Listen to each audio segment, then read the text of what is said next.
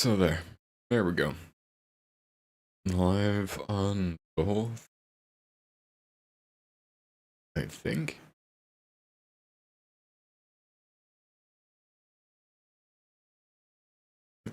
Cool. Oh, fuck.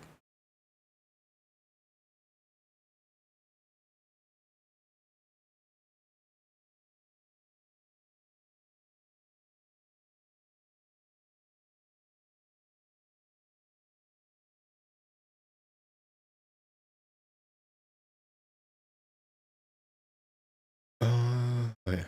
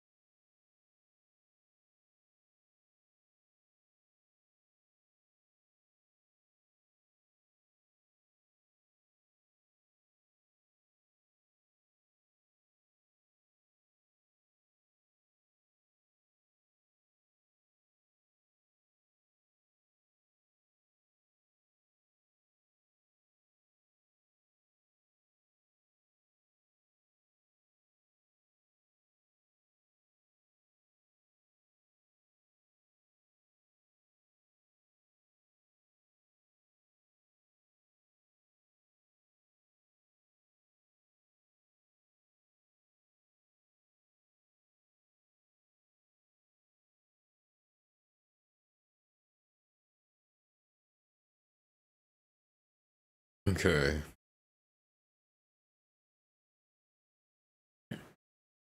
For the most part, ready to go. But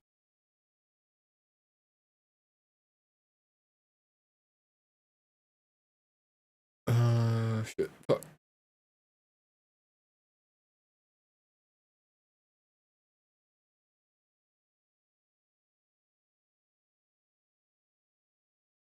I know we're been a little long here, but I wanna do Dreamcast. Ooh. Like, let's go through some of the characters and who would be the Dreamcast. This would be fun, dude. All right, so let's go to All right, Gonna so smoke up we have to know a lot and of important then actors and get stuff, but started. I don't know anything. Oh, yeah, me either. So I mean, I can already throw people in the thing.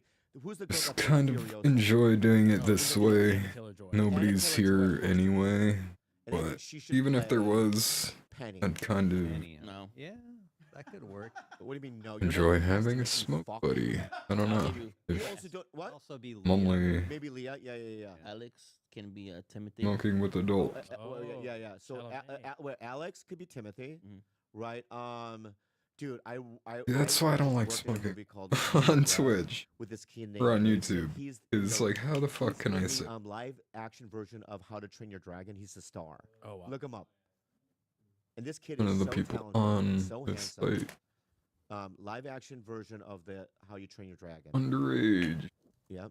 And then I'm going to show what Mason looks like. And Mason can either play Sam. I think he can play Sam.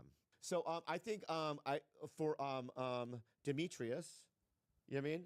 Okay. Michael B. Jordan. Okay. Oh, wow. Why? Yeah. Okay. Why not? Yeah. Why not? Yeah, Michael B. Jordan. Okay. And then for I think Jodie could be Scarlett Johansson. I think she's the right age for Scarlett Johansson. Yeah. Right? Yeah. We're gonna cast them. It looks like it. Yeah. And then what's your dream for Clint? Clint. Yeah. Oh, boy. That's a hard one. What do you think? Paul Giamatti? Is he too old? Paul Giamatti. See what he looks like. Paul Giamatti's too old.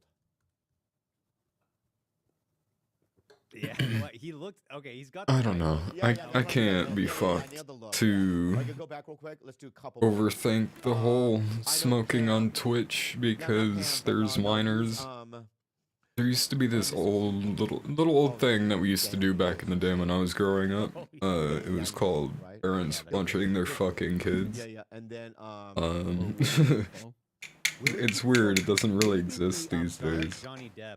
So the internet Oh. and all the companies on the internet taking it upon themselves to do it. all right. So and then I think Tom Lee And I Jones refuse to parent as, anybody's fucking kids Okay. on Twitch, honestly. Well, So you know what? Tommy Fuck Jones, it. George, and Evelyn, his Cheers wife, to would be, anybody in here who I would say play smoking Kate Blanchett. and Just make her put a in grin on. here and you're not and you're Oh, underage. Helen Mirren. That Helen Mirren. It's gonna be an No, we gotta- expensive cast. No, we got to go high though. Yeah. You know what I mean? Yeah. And then they're all gonna say no, Right. and then we go down from there. And then Bobby's Yeah. Krobus. Yeah, no, and then I'm fucking. You're George. just not Yeah. partaking and you Anyway, so are any cool. other questions? cool for, too. It's not like, Eric or no? I don't know. This is amazing. How I'm do you not gonna feel weird How did you think the for first went? Podcast. being an Alright, adult. Well, what do you Dude, think? the taking time flew part by, in that's how I Flew know. by so adult fast. Yeah, I feel like we could have kept activity. talking, keep talking for 2 more hours. I think we can. On the And, internet, I, where honestly, dude, I know I was just like, if there are children, they should I'll be just tell you how it feels for me. supervised. for having you here, without getting emotional. One time I was doing a movie called The Dictator. Sacha Baron Cohen movie. yeah. I played the Chinese guy in it, and I was staying at a hotel, and I got in the elevator, and Thierry Henry, I don't know, you don't know him, but he, one of my favorite sports teams is Arsenal FC, and their biggest star, legend, is Thierry Henry. He's a French football player, soccer player. He walked in the elevator because at that time he was playing for the New York Red Bulls, and I could not talk. You know what I mean? There's like I could be, I just did a movie a couple years ago with Kate Blanchett and Jamie Lee Curtis. I was around all those guys, not really that intimidated by them. You know what I mean? But there's certain people that that's stuck in my psyche. You know what I mean? And Thierry is one of them. And you're one of them. I felt the same, and I don't want to make you feel weird because as our relationship grows, I'll feel more comfortable. You know what I mean? And then we'll just make fun of each other, make fun of your face and whatever. You know what I mean? And I'm not there with you yet, you know what I mean? But anyway, it was one of those kind of encounters. So I just really appreciate you with the gifts and you finding time to do it because I've been wanting you for years. And I'm so glad that we finally made it happen. And thank you so much for doing it. And you were great. And how about a round of applause for Eric Baroni? Give him a yeah.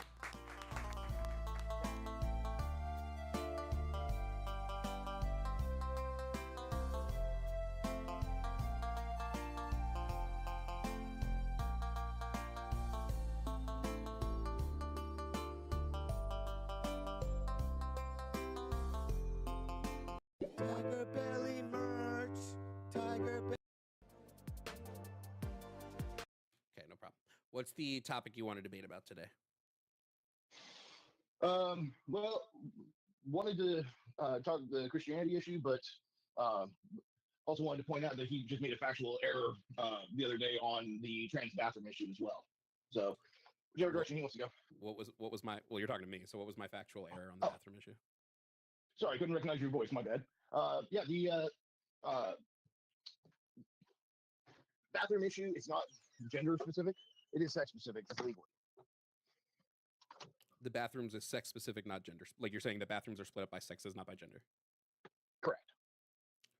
Okay, so then you're okay with? Well, I would assume you want to keep it that way, or I don't care either way. It's just a factual statement that it's based on sex, not on gender. You made that point to a caller the other day. But yeah, I would it's still factually argue not that, true. that bathrooms are more of a gender thing, at least when we look at them in practicality. The reason I would argue this is if somebody was a like, let's say we have a trans man who was on the large side, so we had a trans man who was like, let's say 5'10" to 5'11" to even 6 feet, and they were hyper muscular, had a huge beard, super masculine. People wouldn't want them in the bathroom, in the female bathroom or the woman bathroom, whatever you want to call it. They wouldn't want that person in there because they would perceive that person is a man, even though their sex is not man. So I think in practicality, we don't split bathrooms up by sex. We tend to do it by like phenotypic gender expression. I think that's an argument that's been made recently because of the compromise or the controversy in regards to trans rights and trans issues. It's like, but no, legally speaking, they're defined in the Plumbing Code, Chapter 4, as male and female facilities. It has been for Is the decades. plumbing code a legal Because- document? Yes. It's adopted as the law, as the regulation of the state. Each state adopts it. California, for example, adopted the International Building Code, but made amendments so it's the California Building Code. It still references male and female facilities, and that is the law in regards to buildings specifically and the construction of bathroom facilities. So, if Sure, you like want I to said, change that, I would. Well, no, like, I that's just a said good I would argue in practicality that we just don't look at it that way. So I would just say that it's that like if we're looking at like the legal standard there, that it's like if this is if in the books it says male and female, sure, but I just don't think that we look at that practically when we're doing it. I think that that's a difference in culture. Like if you are more left wing or more not even left wing specifically, but more I don't know, socially liberal. It depends on what term you want to use there. Different people use different terms for it, but you are going to see it more as a gender distinction. Like, and if you are more conservative, right wing, socially less tolerant, whatever you want to call that, you're going to see it as sex specific, and that it was always sex specific. Yeah, no, I'm just saying that you know. even in those instances, I think conservative people would not decry. I think they would default to gender norms before they default to sex norms in like 9 times out of 10. So that's why I'm saying in like practical use, I don't think we're going to see. I don't think that we're going to see this practically being put into place, whether by trans people or by cis people, because we've even seen it. We've seen people go into bathrooms and harass cisgender women in the women's bathroom because they believe them to be trans women. So I don't necessarily, just because their gender expression may not be typically female. So I don't think they really give a shit about like the sex part. I think that like it can be written that way in the code, sure, right? I'm just saying when it comes to practice, I don't think anybody does it that way. I'm fine saying that I'm wrong, that like legally bathrooms are, or at least in the plumbing code, whether you're telling me that's a legal document, sure. In the plumbing code, it specifies the bathrooms should be like male and female, sure. I have no issue with this. I'm just saying that in practical use, I think people defer to gender more than they defer to sex. I think that you're making a conflation of the issue there. I think there's a level of tolerance that is generally ignored, where it's like, yes, you see someone who goes into the quote unquote wrong bathroom, let's say. Like as a general rule, yeah, most people are just gonna kind of okay, don't know what's going on here, but not gonna say anything. And that's a lot different than saying that that's what they default to. Like I see men walking into the women's restroom, and it's like, oh, okay, this does not look appropriate. I'm not going to send my kid in there. Like, but that's also true of many situations. Like in this day and age, like okay, to take it back 20 years ago, for example, maybe this was an argument. And nowadays, people are just becoming less and less comfortable with the idea of public bathrooms in general for a number of issues. Like this isn't the only one. Like, but the fact that we have seen assaults in bathrooms on rise over 20 years or so, like you do end up having a problem where you just go, okay, well, this is a problem. It's like it's not a trans issue. Like, and that was the other thing that always kind of annoyed me is like, I don't know. I don't see many right wingers making the argument that it's trans people attacking people in the bathroom. It's like, no, but if we don't know what's going on, like this is a dangerous situation. Like this is a vulnerable area that you are making yourself vulnerable in public. Like that's already touchy to begin with. And so when you add an additional complication on top of that, where it's like, okay, trans, cis, it doesn't matter. There are people being assaulted in bathrooms. Like you're adding additional confusion to the situation that makes people uncomfortable. But there's already initial trepidation, worry, annoyance, whatever to the situation, excluding trans people to begin with. You just add that as an additional complication. And yeah, it does complicate an already bad situation. I'm going to disagree with a couple of things that you said there.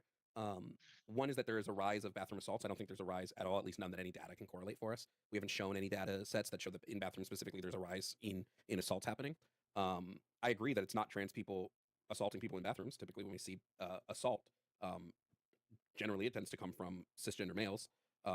So like, yeah, I would agree that trans women specifically aren't the issue, but the problem is the claim of why we should remove them from the space. When we look at when somebody makes a claim to me and they say trans women, for instance, should not be in the women's bathroom, I want to know the reason why for that claim and whether that reason why holds firm across scrutiny or other logical tests. And it always is the case that it never does. So they'll say, well, trans women should not be in the women's restroom, and I don't want to hear the answer just because they're trans, right? Like if the answer is just because they're trans, that doesn't tell me anything. So trans women, the answer typically for why they say they shouldn't be in there is because of a risk of assault. And if we're using that as the reason, well, that reason doesn't hold firm because trans women are not the ones putting cisgender women at risk of assault, and placing a ban on bathrooms or a ban on them going into bathrooms to lower assault risks probably wouldn't actually see any assaults lowered, because we know that like what tends to happen is you're assaulted in the bathroom if you're alone, whether by like by whoever it is, they're going to assault you because there's nobody else around. So that's going to happen either way, whether you're in the bathroom or not. Well, I think you're inverting the issue. Like the status quo is it is sex setup. Like whether we want it to be or not, whether people have changed their minds over time, like, that is the status quo. Like, this argument that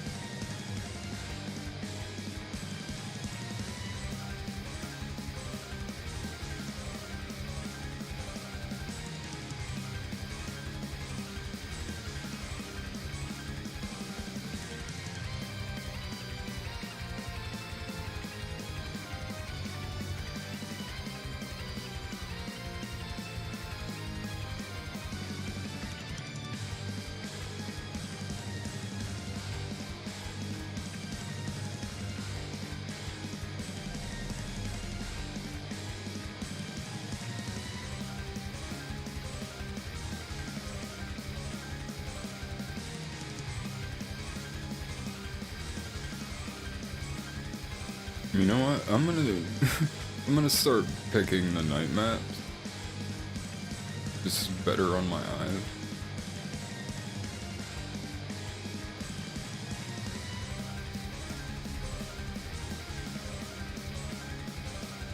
Cool. It's the brightest.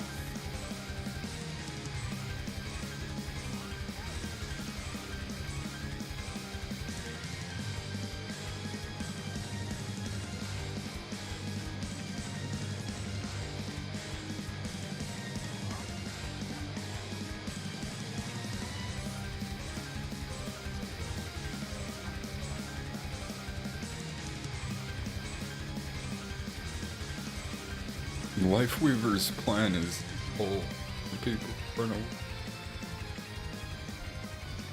Good.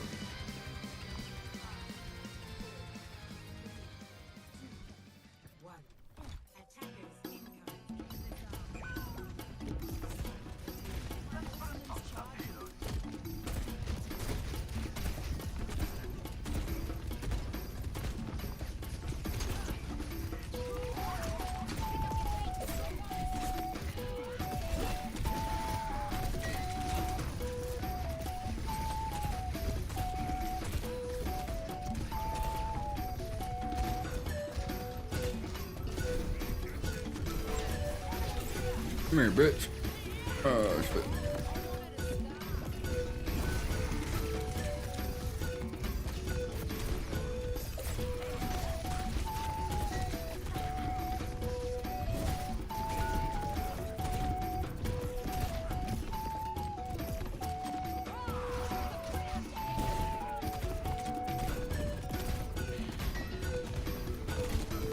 Come here, you bitch.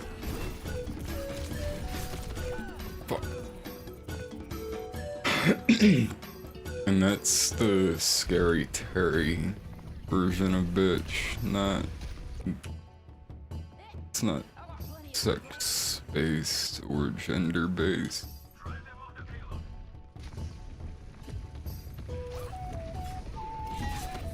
Oh, bitch.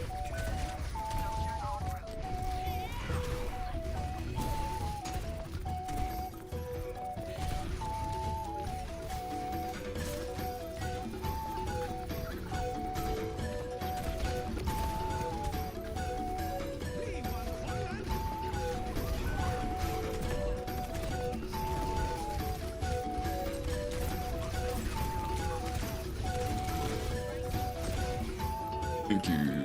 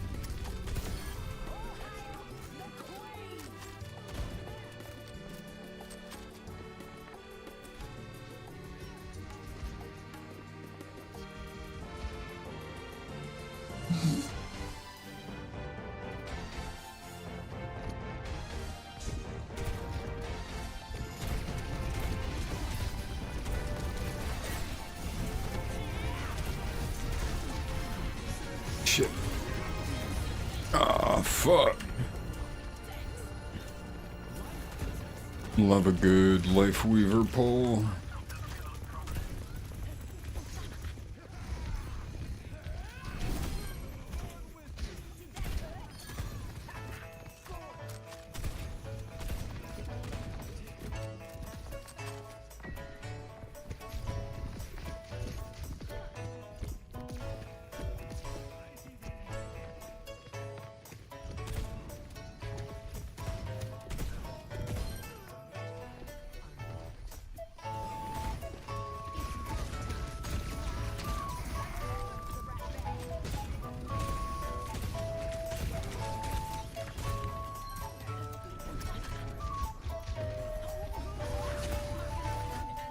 Fuck.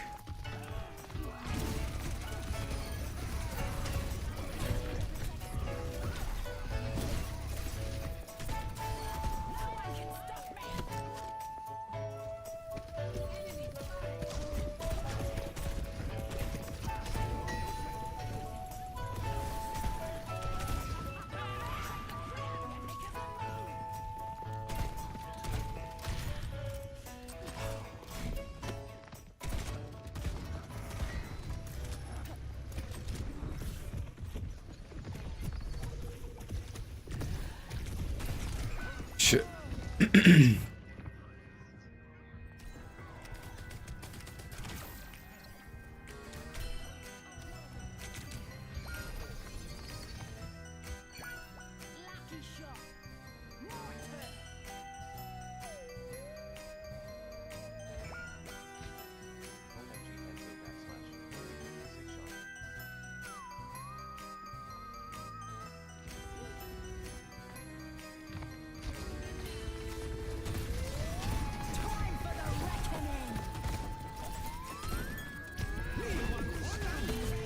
Shit.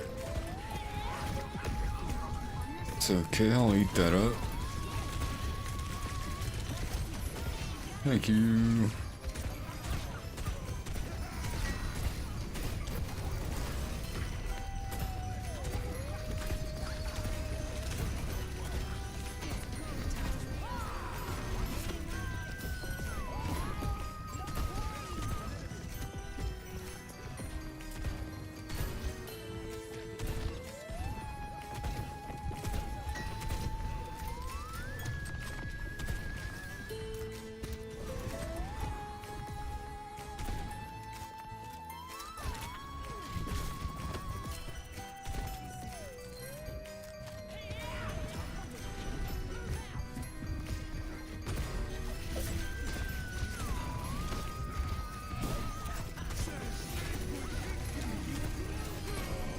I'm fucking dead. Oh, never mind.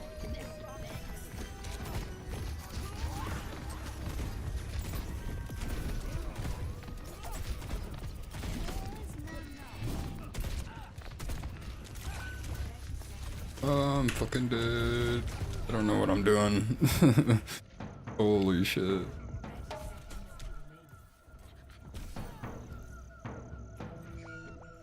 Looks like somebody wants the death penalty.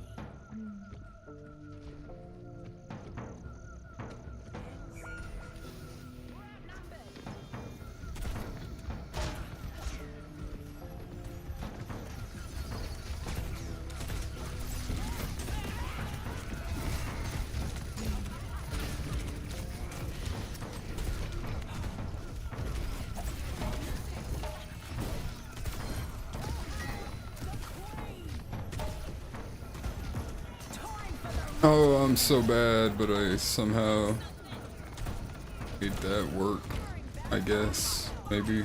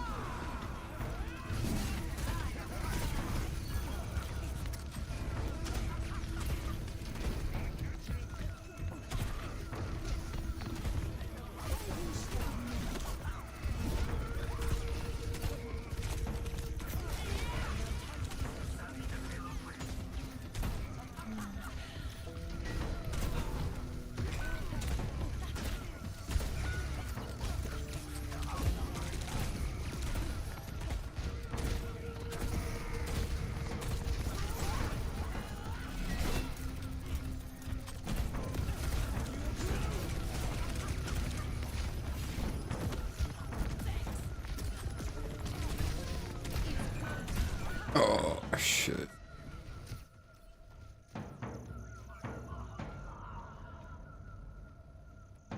Let the kid.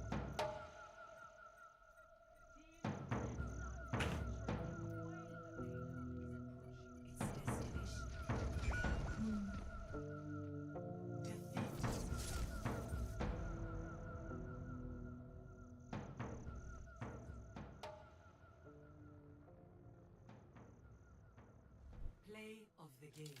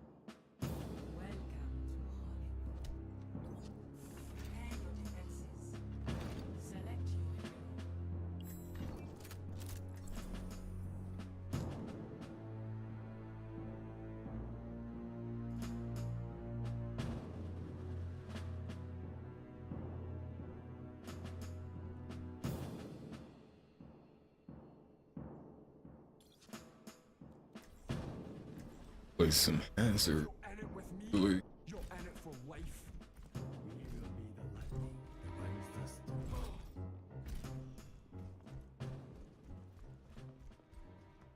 I could have rebuilt you without all that metal. And left me a monster, like other creations. That is a matter of perspective.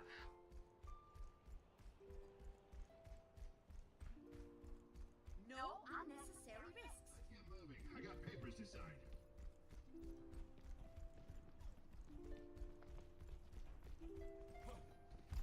Five, four, three, two, one. Attackers incoming.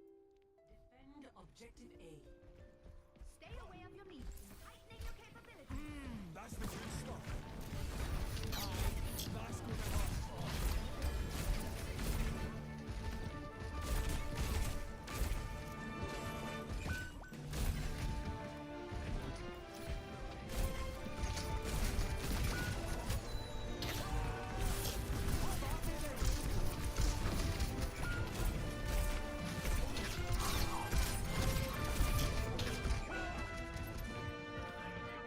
Damn.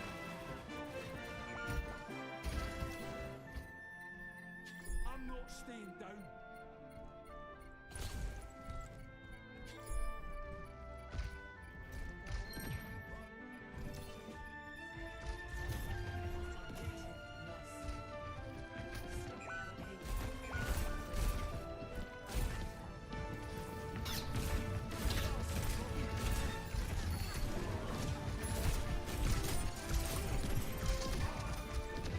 Fuck. Dude.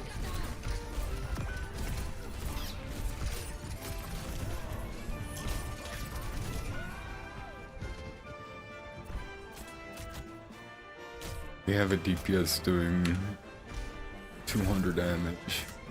What the fuck?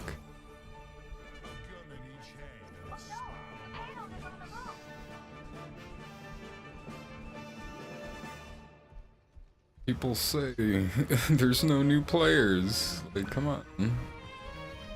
What is that?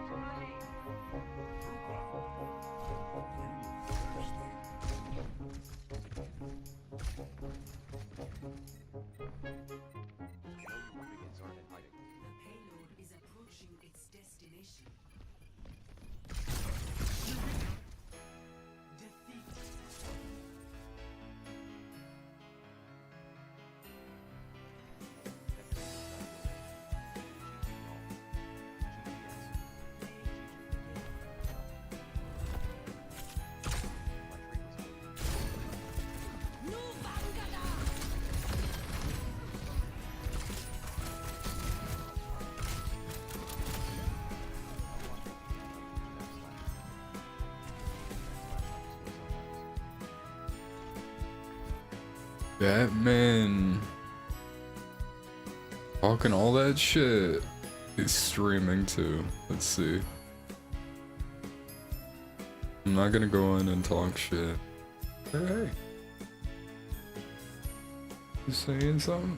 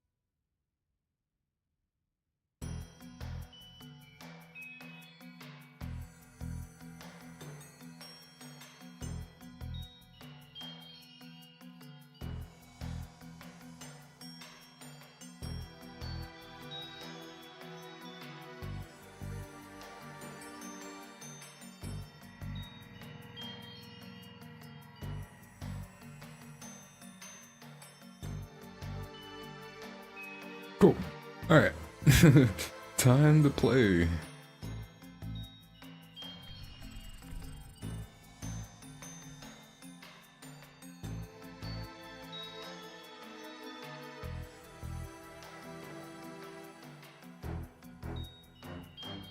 No, and I was saying new players because that one person was struggling to get 200 damage. And I mean, it's quick play, I'm not upset about it. It's just kind of clear.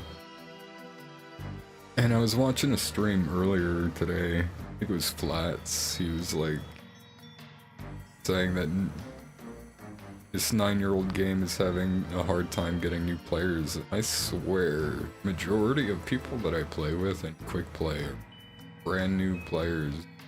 Not rare to see a new, at least a new account. I don't know if they're a new player. That person definitely was. And I think it's good to acknowledge that and to not put all that pressure, but also to have a little fun.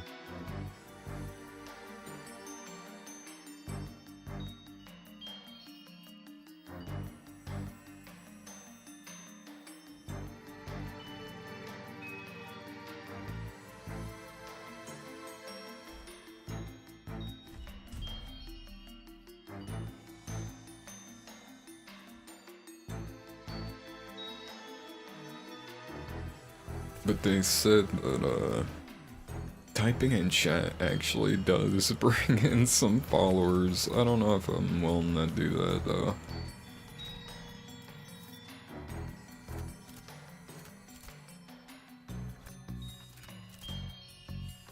It might work for some. I don't know. I don't think it'd work for me.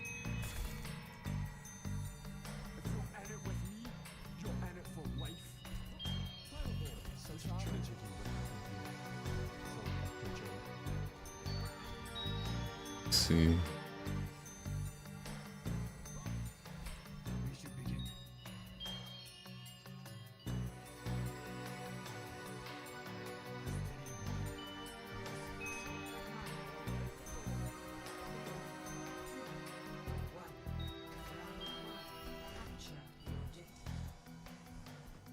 Exciting times ahead.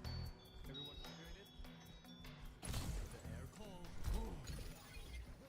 Life Weaver brings up a good point. I'm fucking dehydrated.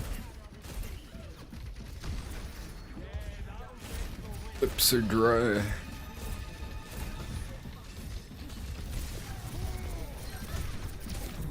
After this quick play, I'm gonna grab a drink. Some chapstick.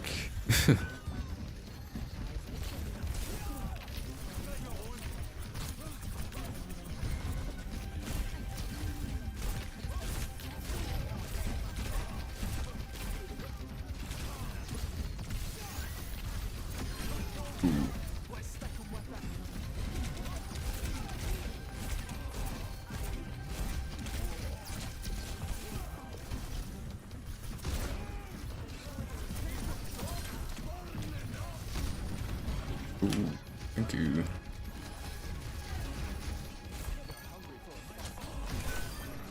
Hello.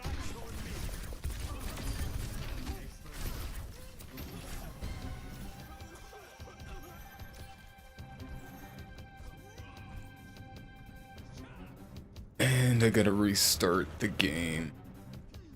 After this, I put on VSync to smooth everything out, but I was getting some weird lag. I'm gonna put on fast VSync, that usually helps.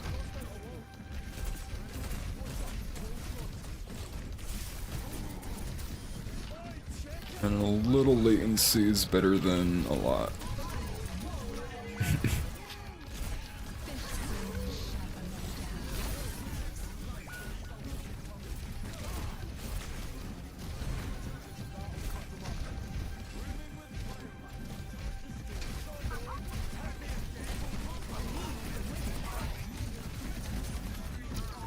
Ooh.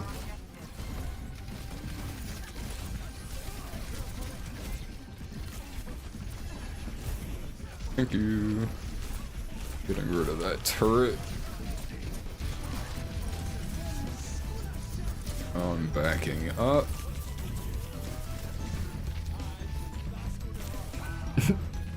Shit. I was gonna climb my wall and bounce over.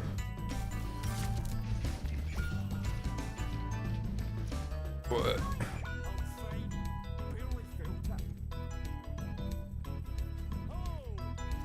The honor hunted me down.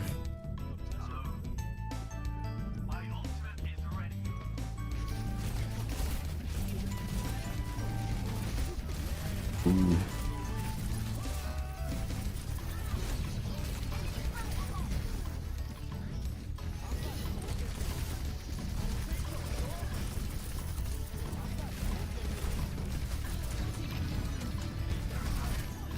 What the fuck?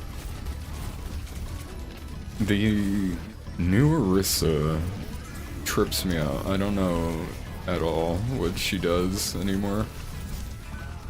But she completely ate my rock.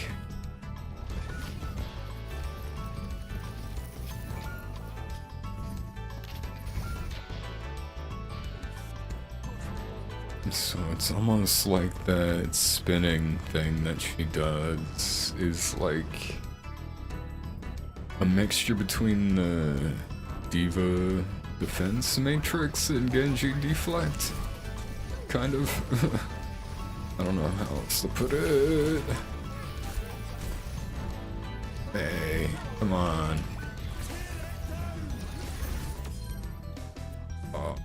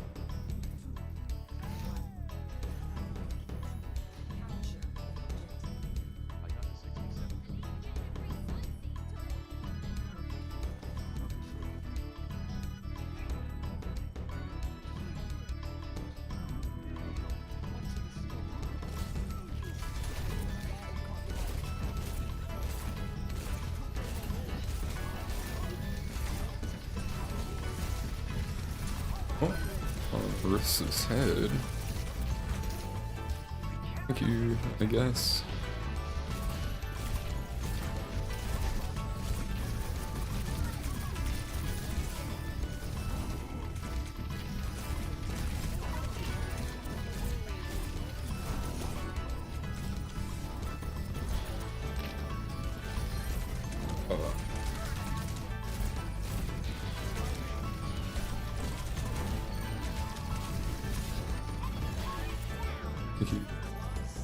You're better off with me.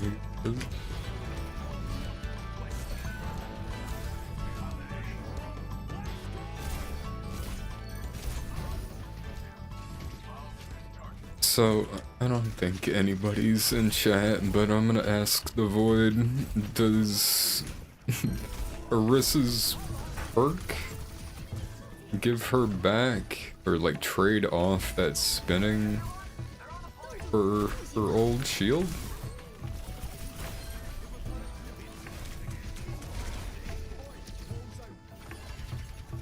Thank you.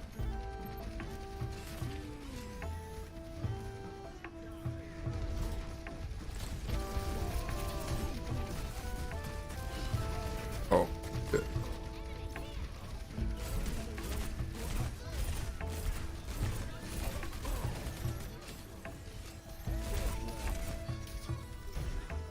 What?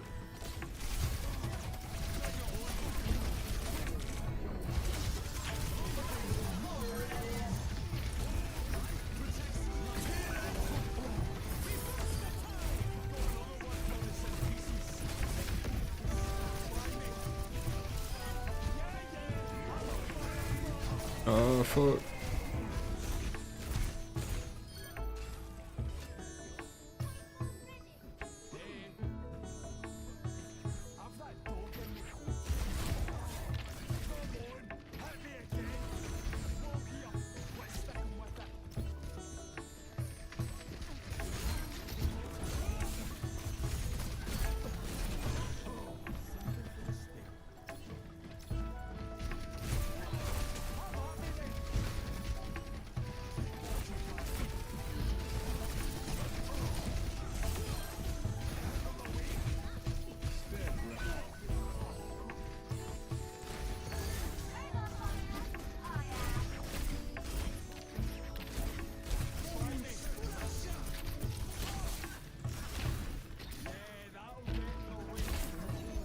Ow.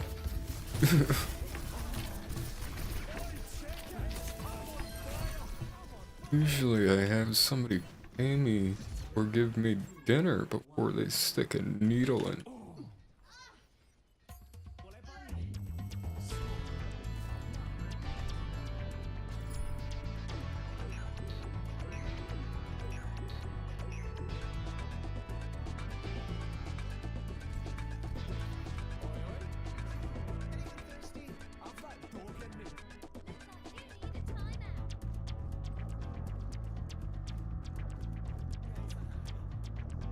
Remember, don't split the party.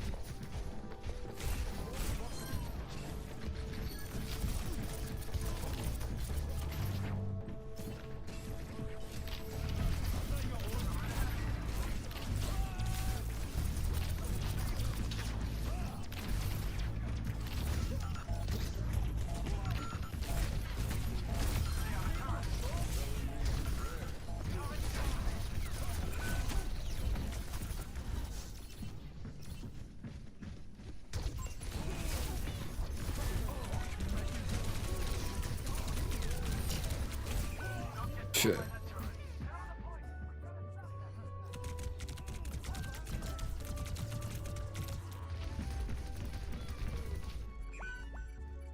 Ultimate is almost ready.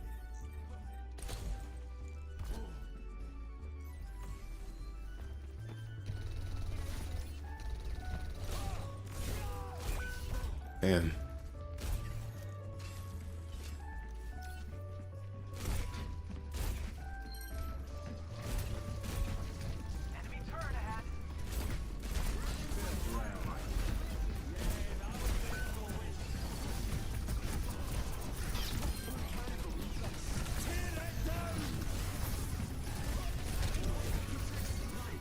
Fuck.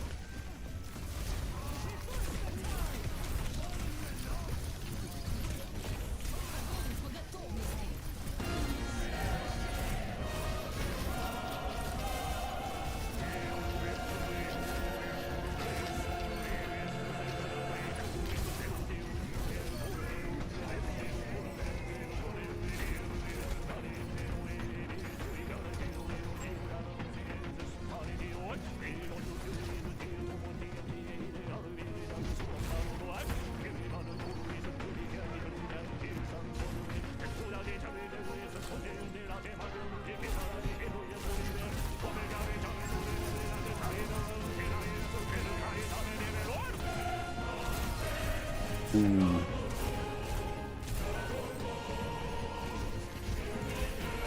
Shit.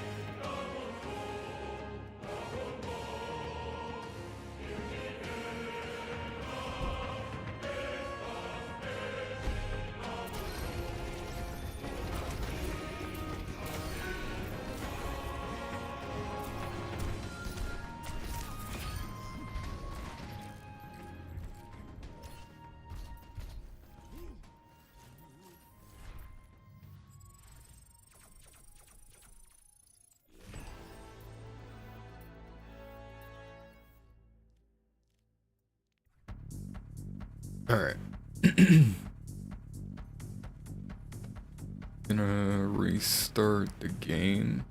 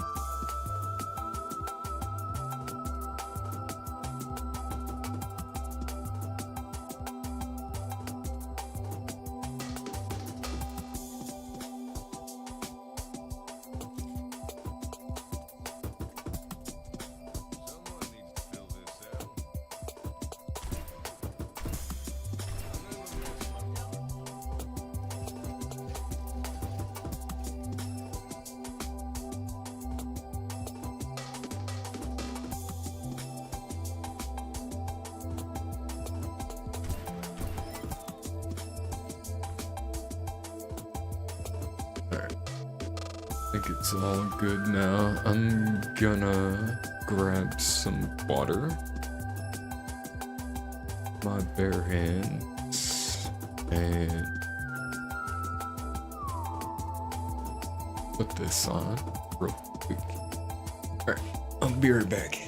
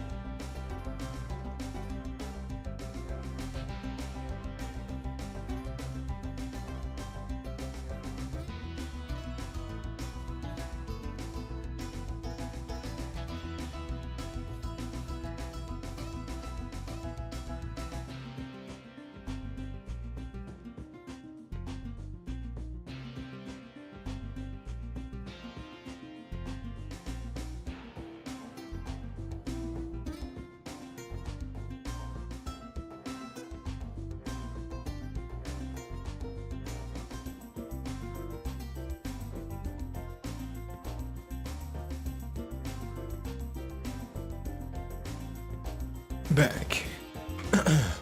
Shit. Got some water.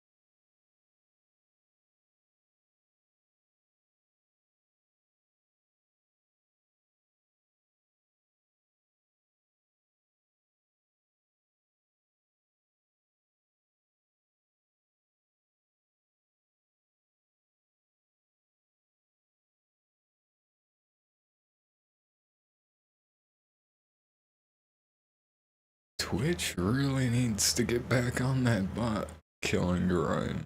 I keep seeing people with this stream boo link come through.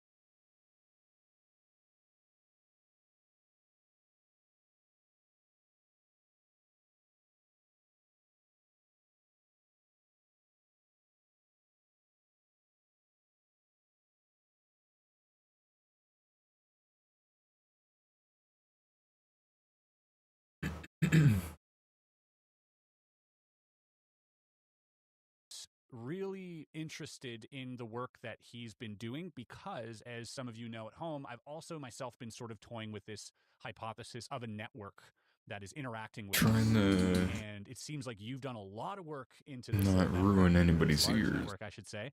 Trying I'm looking to forward to discussing that with you today. Welcome, Patrick. get a good angle Absolutely. Now you flew in from the UK for my Absolutely. camera, but Favorite also Exactly. Yeah. yeah. So thank mainly you for for making the trip out here. I hope it was seamless. I know it was a long trip. It was a long one, but it was fun. So Patrick, we're going to be looking through at first now, just for the audience at home. You stressed the importance of running me through this slideshow. I gotta prior change to my our shirt. conversation. What So we're gonna the have a fuck? conversation. We're gonna delve into, I'll be right back.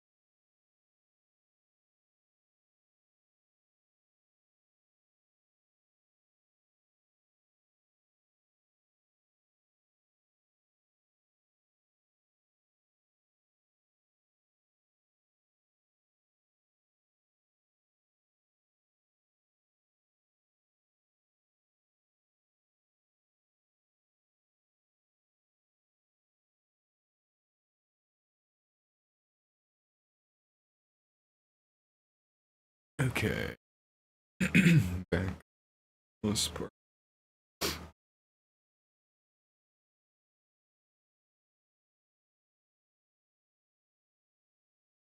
This morning, so I was really caught off guard by that.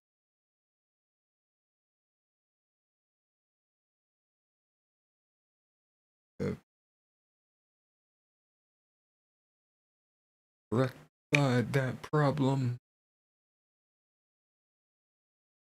Good. Smell Um,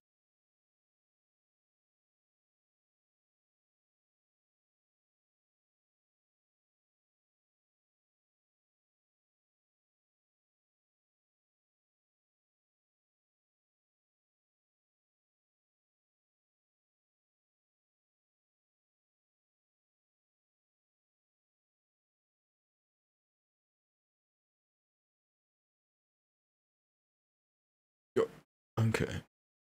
hypotheticals and all sorts of like fun stuff. But prior to that, Back you thought it was to really important that I sit through readjusting. a quick little slideshow, letting us know exactly, technically, what exactly it is we're dealing with. Try Prior to getting into this, can you just to give us like an get oversight of what the Sphere Network is?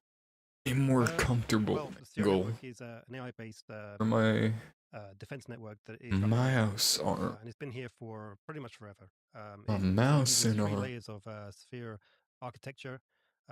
Is controlled from the ground up, and is responsible for many paranormal events, Sneeze. including poltergeist activity.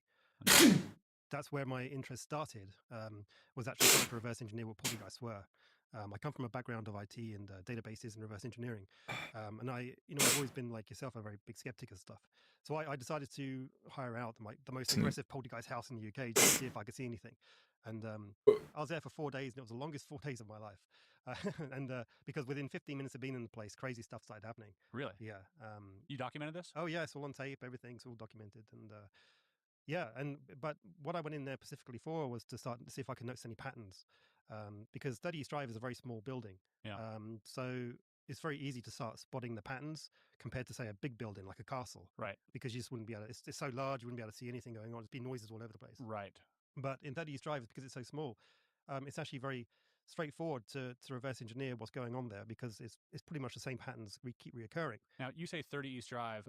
For those in the audience, maybe like myself, who aren't familiar, this is a haunted house, a famous haunted house in the UK. Yeah, it's actually voted one of the most aggressive poltergeists in the UK. In fact, the police don't even go in there. Really? Yeah. So and it's been active for going on, I think, 30, 40 years. And it's had an army of priests go in there. It's had investigators going there. It's had everything. And it's still there, and it still does all the same things it did 40 years ago. Was there like a murder or something? No. Well, I mean, they try and tie it to a priest who died there or something going back 40 years. But you have another idea of what this could be. Well, the fact is that in England, the UK specifically, is that you'd be lucky to find a bit of ground where someone didn't die. Yeah, that's right. Because of our history and all that. So you could take any bit of land and say, oh, someone died there 400 years ago. Yeah.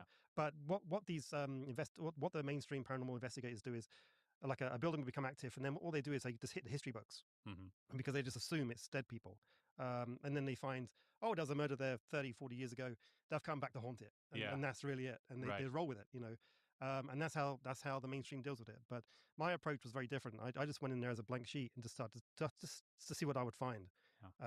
Because what I noticed very first was the behavior patterns in this building specifically are not human behavior patterns. Humans have a very distinct behavior pattern. They're quite sociable creatures, even the bad ones. Even the ones in jail. They're still sociable creatures, and they want to communicate. And the fact is that everyone's has that auntie who talks too much. And tells the world everything. Right. So if she died and she could talk back to you somehow, she'll be telling the world, "Oh, it's awesome here." You know what I mean? She wouldn't just be moving stuff around. No, what you get in poltergeist specifically is you get banging, scratching, objects thrown, things catching fire, cupboards opening, closing. That's right. Yeah, you get strange electrical effects, you get headaches, you get nausea, you pass out. All very distinctive patterns. Yeah. And this replicates all around the world. Yeah. And for those wondering where a good example of this might be, you don't have to look any further than what's happening on Skinwalker Ranch, really, and the history thereof. Exactly. Yeah. You've got a large, vast history of poltergeist activity there, but not only that, just like you said, you've got people falling ill to what seems like some type of radiation sickness. Correct. Yeah. Because it's the same thing all over the world. It's the same system all over the world. Okay. So, I mean, this is really interesting. So all of a sudden we go from, I didn't expect this turn, I'll be honest, like when we started discussing this, to go from poltergeist activity. I can jump from that to aliens pretty quickly. Like myself, I can go, no, it's interdimensional beings. But going from what we're going to be looking at now in a second is we're going from poltergeist activity to AI. Yeah. I did not expect that leap. Can you talk us a little bit through that? Yeah, I just have to get you to this slide here. So we're going to be pulling these slides up as well in post so that you guys can follow along. So just to give an example, this here is 30 East Drive. And you can see it's a normal building, brick building, and then you've got this bit attached to the side of it. And this bit here is the most important part. That's the haunted part? That's where Yeah. the main events occur, like the banging Okay. occurs. But actually, all the activity occurs on the top floors here. But this is where the actual banging occurs down here. So this is actually the staircase inside the building. And if you get your meters out, and if you walk up these stairs right here, you'll feel dizzy. Every time you walk past these steps, you feel dizzy. And it's like a sudden dizziness. That's the way you describe it. But also, if you have like your EMF detectors and other detectors and stuff, if you put it at the top here, you'll get a very high electrical emissions, like literally off the scale. It's very high energy source. Really? Yeah. And you have footage of that and, It's all, yeah, documents I've got of it that? all on my YouTube and X and stuff. It's all documented. Interesting. So even if you turn all the power off in the house, it's still there. Electromagnetic fields. Yeah. Yeah. And you can say, okay, that's very strange. You shouldn't be there. Is that could that be like cell phones? Could that be like, no? No, because I'm the only one in there. Right. Or everybody else is outside or something. And this energy source is very specific, and you can actually, it moves around. So you can put your detector there, it will go down, and you put it up there and it goes up again. Interesting. So it's a high energy source that's moving around. So this is the same staircase right here. And what people are seeing are these like black masses moving around. And Right. This is actually very common. People see this a lot. They mostly see it in basements in Essex. And it looks like a black mass that moves really fast. It's like it'd be there and then it goes like that real quick. It's like instant acceleration. It can move without weight or resistance, and it moves at a set rate of speed. And it moves in a digital way. So it's not like speeding up. It just goes like that, very, very fast. So I got hold of this image here, and this is the black mass as it goes past. And what you see, this is like a filtered image, just to bring out the detail. And you have a lot of noise all up here, but then right in the middle here, just the top center, you see what looks to be a small ball or a small sphere.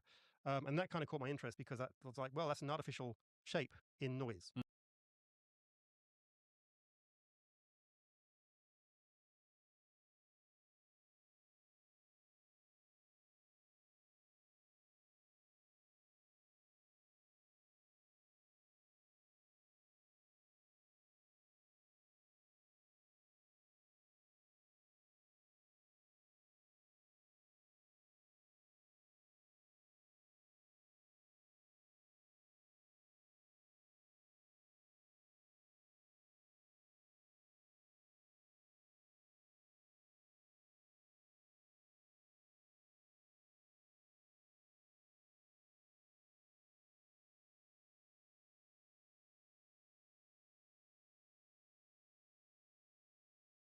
You know, from an IT point of view, that's like right. A round was. object would be artificial. That's right. Yeah. Right. Digital object might be a little bit more jagged.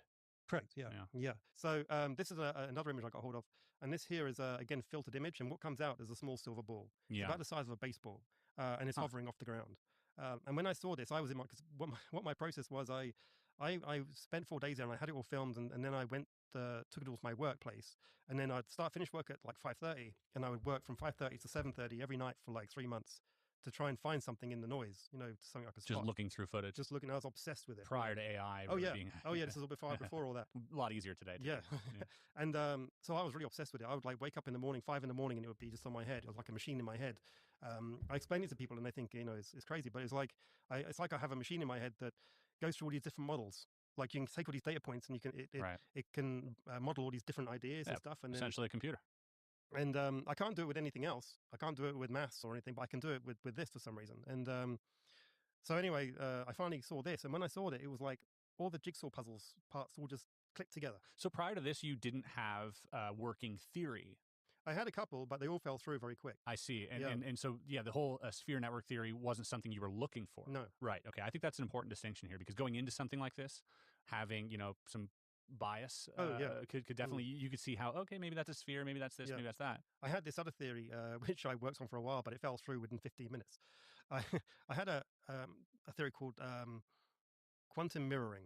That was it. And what it was I kind of thought, well, okay, well, if maybe there's a way that we're like in a parallel, or the timelines can cross, something like that, and then you see projections from the past. Sure. And I was thinking, well, what can do Valid idea, I think, yeah. And I thought, well, what can do that? You know, well, gravity itself is connected to time.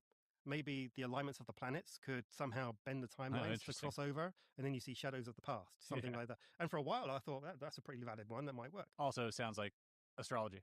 Yeah. So I thought, well, because there's also a degree of clockwork when it comes to these paranormal stuff.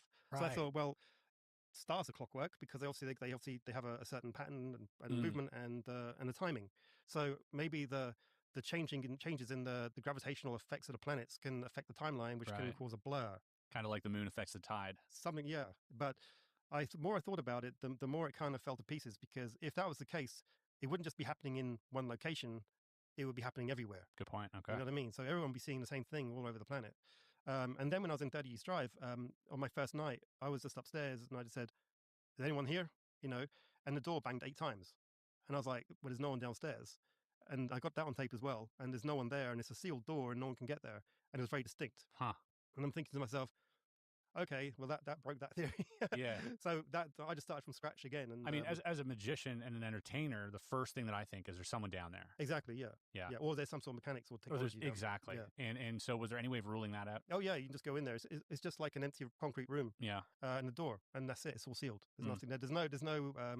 It's not like there's air going in and causing a suction or anything like Yeah. that.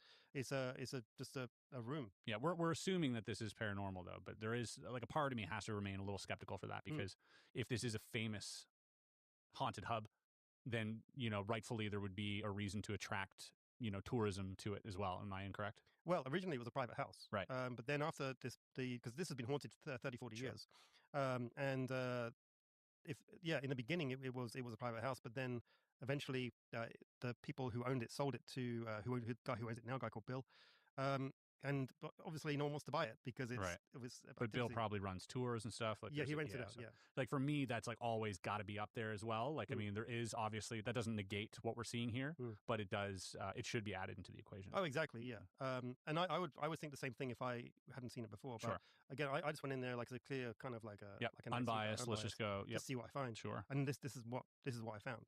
So yeah, we spotted this small silver ball hovering off the ground, and when I saw that, it was like, okay, eureka. In fact, when cause I've been working so long at this, when I saw it, I actually started shaking. It was like some sort of shock hit me, and I was like, oh fuck. Ontologically. Yeah, because it completely changes or remaps your brain. And I was like, oh my god. And I actually went down. I had to go down the pub and just drink myself Down a pint. down quite a few pints and sort of process it. And I was just sit there like this, just like staring into space for 4 or 5 hours afterwards Yeah. because it all started clicking into place. So what you have really is in this case you have it's basically a small. There's a drone. video. No, this is a still shot, but there are videos of this Okay. somewhere. So let me just move to another shot. This is again 4 pictures of the same thing, and in this case here you see it flying towards the door because it's got a trail behind it. Mm-hmm. This trail has also been replicated over Skinwalker on their IR cameras. They have like a distinctive trail going by. It's like a lensing effect as they go by. And then this one here, it then goes here, then it ducks back, and then it sits there for a little while. Yeah, it's wild. That's clearly, there's clearly something there. Yeah, it's not just like a technical error on behalf of the camera. There's actually some type of physical or non-physical object or light source running through. That's right. Yeah, that's interesting. And then you got examples from 1903 where they're seeing like these glowing spheres entering the home, flying through homes. That's right. And back then, even today they say, "Oh, ball lightning." But we'll get into that later because it's not ball lightning. I mean, even ball lightning is inexplicable. So yeah. So these objects, what they can do is a thing called quantum tunneling, which means that they can pass through solid objects. And it's amazing to watch because I've been in 30 East Drive where we got the camera set up, and you see these little balls like on the IR camera in the upstairs room, and they'll fly through the ceiling into the lounge, do a couple of curls, then go up again. So it's clearly intelligent flight control. It's not like just random dust blowing around. But that's what this is a depiction of what people were seeing in 1903. So this here is a few examples. So this was taken in the US. So this was taken in the English Field, and this was taken in 30 East Drive. And you can see it's the same little ball. Little light orbs. Little light ball, yeah. The only difference is in this state here, it's like in a low power state, where all you see is like a silver ball. Well, and here as well. But in this one here, you see it's glowing. And this is where people get confused, where it's saying it's plasma orbs or silver spheres or different things, but they're not. They're the same thing. What it is that when these things are powered up, or how it logically maps out, is when these things are powered up, they're producing a high energy field around them, which is energizing the gas molecules in the environment surrounding them, which then produces a glow. It's the same process as lightning in electric storms. The only difference is in electric storms, you have a buildup of charge. You see a big lightning strike, and then it powers down again. Because in nature, nothing is constant. It's in a constant state of flux. But in this case, you see just a constant ball of light, which means the power source is artificial. So you got to ask yourself, okay, so why are these small spheres in buildings themselves? Why are they there? Sure. Why would they be performing physical actions to move people away? And why are people getting physically affected? So there's 3 things that a drone would need to use, regardless of how advanced the technology is. One, it needs to send and receive signals.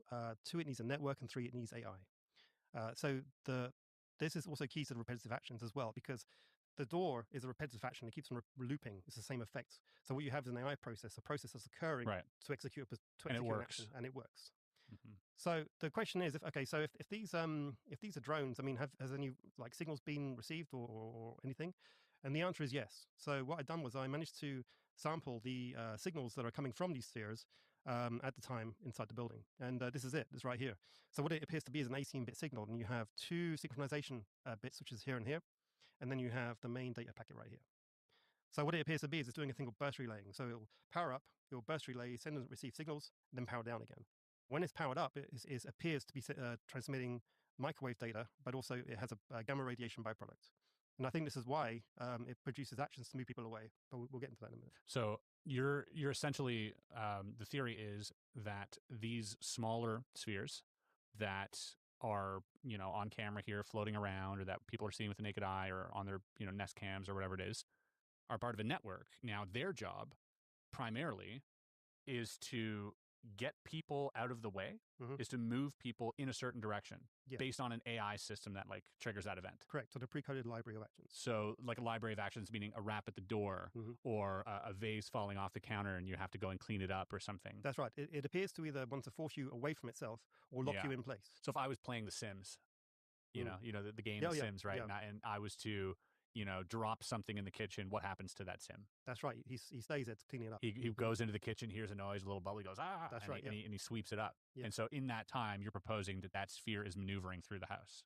Or it's transmitting. Or it's transmitting something and it doesn't want you to fall ill. Right. Yeah. I see. Yeah. Okay. It's all to do with the inverse square law of radiation. And it seems so far-fetched, I'm not going to lie. But what's interesting, hearing it right now seems far-fetched, but it's interesting how once you start going into all the other sort of macro sphere of the sphere network, you're starting to see things that we can actually identify, with cameras and airplanes and different sightings. And so this is like the microcosm of that sphere network, which, is for me, like the hardest pill to swallow out of all of this. So as I said, you have this drone, basically, it's just a drone that flies around your house.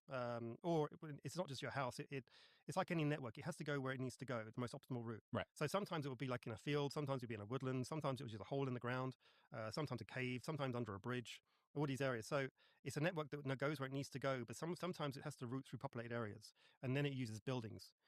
And in fact, if you map all the haunted buildings in the UK, I mean, this is just a sample, but it makes a clear example.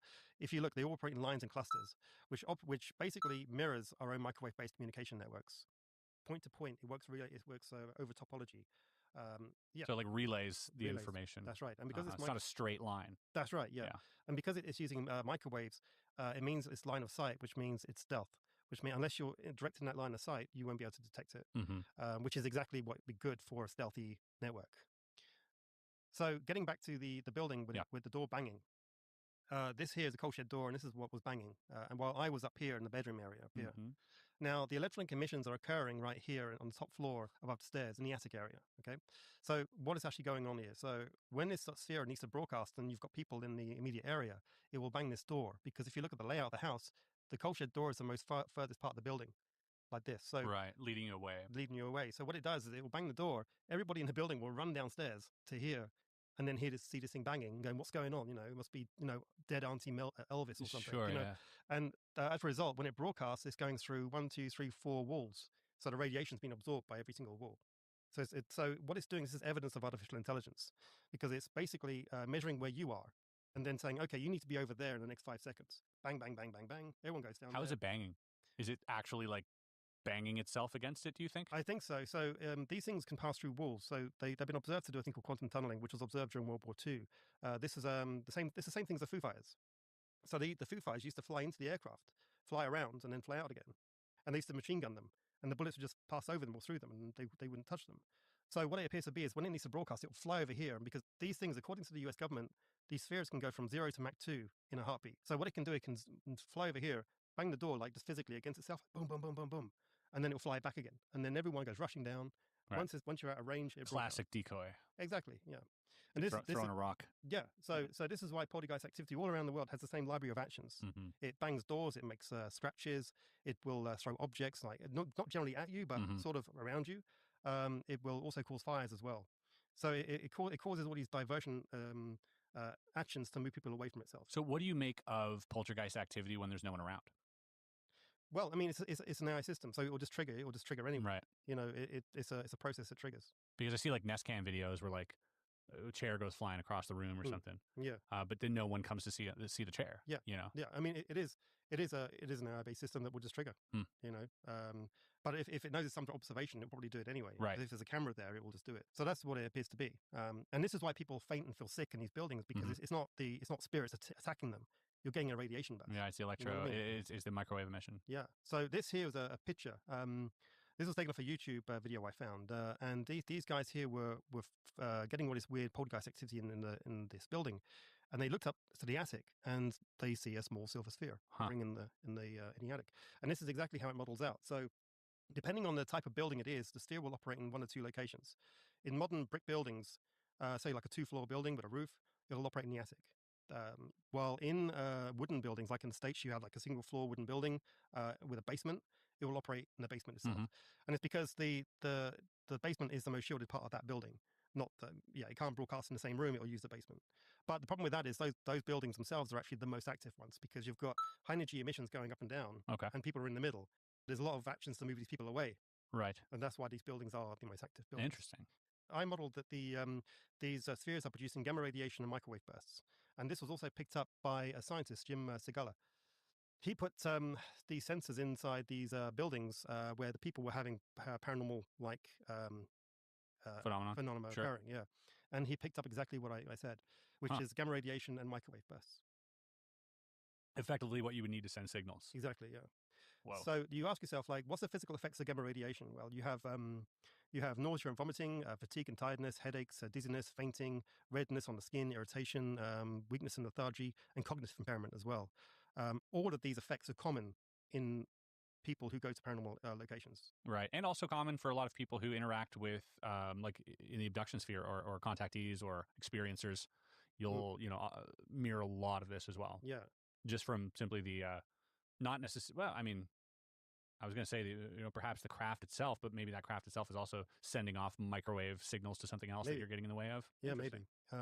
So yeah, when you watch these TV shows of people fainting in these buildings and they're thinking it's demons attacking them, right, being possessed. It's not. Right. you're just getting a radiation dose. It's so wild to replace demons with AI.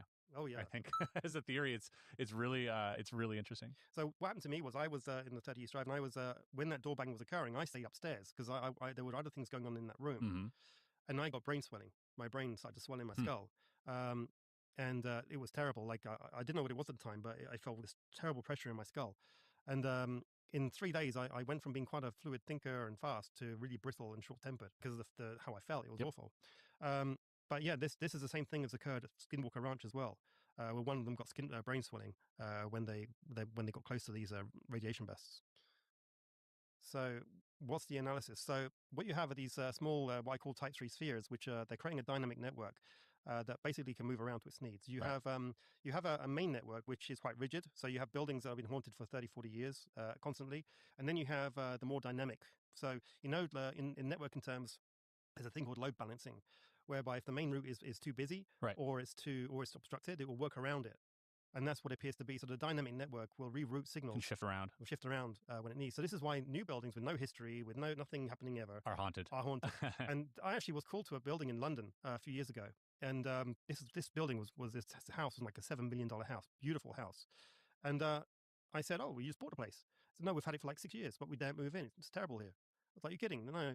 And the house was, again, they're having poltergeist activity around the house, and the daughters wouldn't live there, and the parents were scared to death.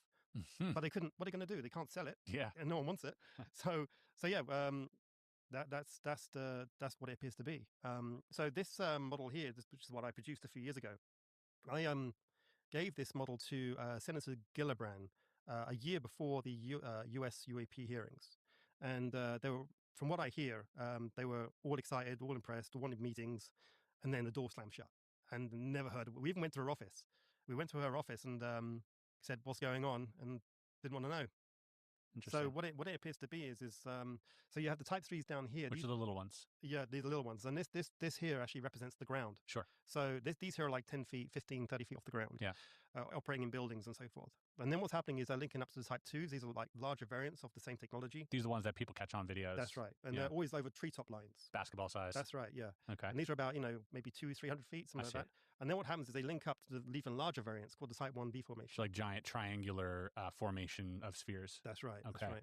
So this is... and those are Type 1s, the bigger ones. That's right, yeah. I see, okay. Yeah. So let's move on. So these are here are the Type 2. So as you can see, they're literally about basketball size, and they will hover above tree lines, and they operate also in lines. So maybe you have 3 in a line. So what it appears to be doing is that depending from the distance from the Type 3 data network, which is on the ground, it then has like a low energy signal, which then boosts up to a higher energy signal to the Type 2s, and then it really amplifies it to long distance transmissions. So that's what that appears to be used for. Now, right away, people seeing that image that you previously had up there, you know where this is going. A lot of people go, "Oh, is that the Boogosphere?" Nah. Instantly, that's where people's heads are going to go. They're going to go Boogosphere, Betsphere, or all these other spheres that have been caught. A lot of them, many of them in South America, but that one specifically comes up because it's been in the kind of like cultural zeitgeist recently. Yeah. Real quick, as a parentheses, Boogosphere. What are we looking at? From what I can tell because I had people in the lab the moment that was the Boogosphere was found. Yeah. And I had a real good look at it. It wasn't me. I looked at it through the cameras, Sure. What they sent me. And when you get from a distance, it looks pretty good. But when you get it up close, it's basically man-made. There's irregularities that to you depict that as man-made. Yeah. Is that in the etchings itself or in the construction of the sphere? In both. Okay. So in the if you look close to it, you can see where they've got like some sort of scraping tool to mark out the patterns, and then they haven't actually fully erased cut them out. Yeah. So from a distance, from up close, you can see it has many errors. So you're thinking hoax? A complete hoax. Yeah. Okay. Yeah, and also on the X-ray, you see like a bell inside of it. Yep. But what they do is in the images they put it sideways. But in fact, if you put it like vertically, what it appears to be is like a heavy weight, like a pendulum.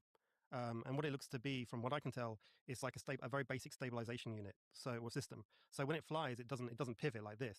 It because it'd be on a string. Yeah, it's on a string, and this weight keeps it kind of more stable. Right, so it's not bobbing and it's not bobbing making around. Yeah. Oh, yeah. I see, and that would account for the impossible trajectory that it has because you would think that if something was on a string, you could see clearly it's on a string, but we do have technology, and that's pretty primitive. That's not a gyroscope that's in there, but it's something pretty basic that would counteract or counterbalance the sphere in those motions. Wow, interesting. Yeah. So that unfortunately that one. Do you think PSYOP?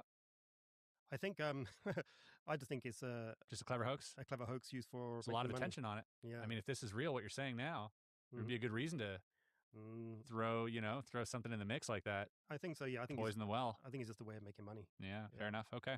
What are we seeing here? So the sphere network, how it appears to work is through an algorithm which basically triggers on airborne activity that's out of place. And one of these is air shows.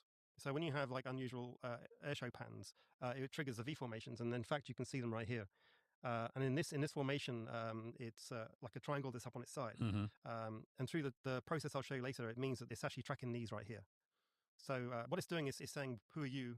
Who goes there? Yeah. And then, okay, you're okay. And then it disappears. This is something I've seen. I remember watching multiple videos of air shows, and someone, because they're incredibly fast, but they're zipping by, and it's clearly a metallic sphere. You're like, well, that's like not a balloon.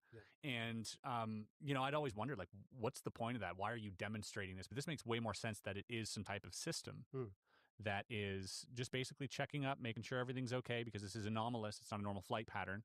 And that would make sense that the AI would pick that up. Yeah. So, there's a video I'll play right now of one of those little spheres. It was recently in the UK as well, where they had the Jubilee or something. They were doing something. Oh, yeah.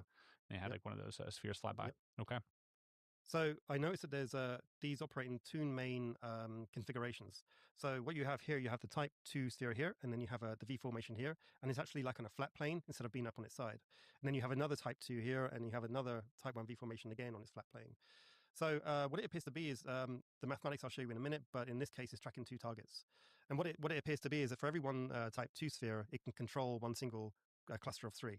So This was taken over Is it Italy. Italy? Italy, I believe. Yeah. Was there a sighting that day as well? Was there like another UFO in the area? I don't know. Okay. I don't know. I Because guess that's usually what they're there for, right? They're there to like pick up anomalous aerial activity. Well, the interesting thing is from the mathematics you can determine from the formation and the distance the type 1 spheres are, you can actually determine the locate the distance and location of the object they're tracking. Right, and from the direction of where they're pointing, that's right. They would you could triangulate where that is. That's right. Yeah. So this here took me a long time to figure out, but this is the mathematics of how the sphere network works. It's using a thing called trilateration. So this is how it basically works. You have the type 3 data network, which is on the ground here. Yep. So the sphere network it appears to be ground based. So it's all controlled from the ground up, which is highly likely to be underground. So you have the type 3s are operating low to the ground, which will then link down to the servers wherever it's been controlled. Right. So there's like a type 4, perhaps even maybe that's underground. Well, there's some sort of network server or something. Yeah, server or network. So this is connecting up to the type 2 locally because it's a low energy signal to here. This is then amplifying that signal to another type 2, which is local to the type 1V formation, and then where the type 2 is and the position of this, you can determine where the target is.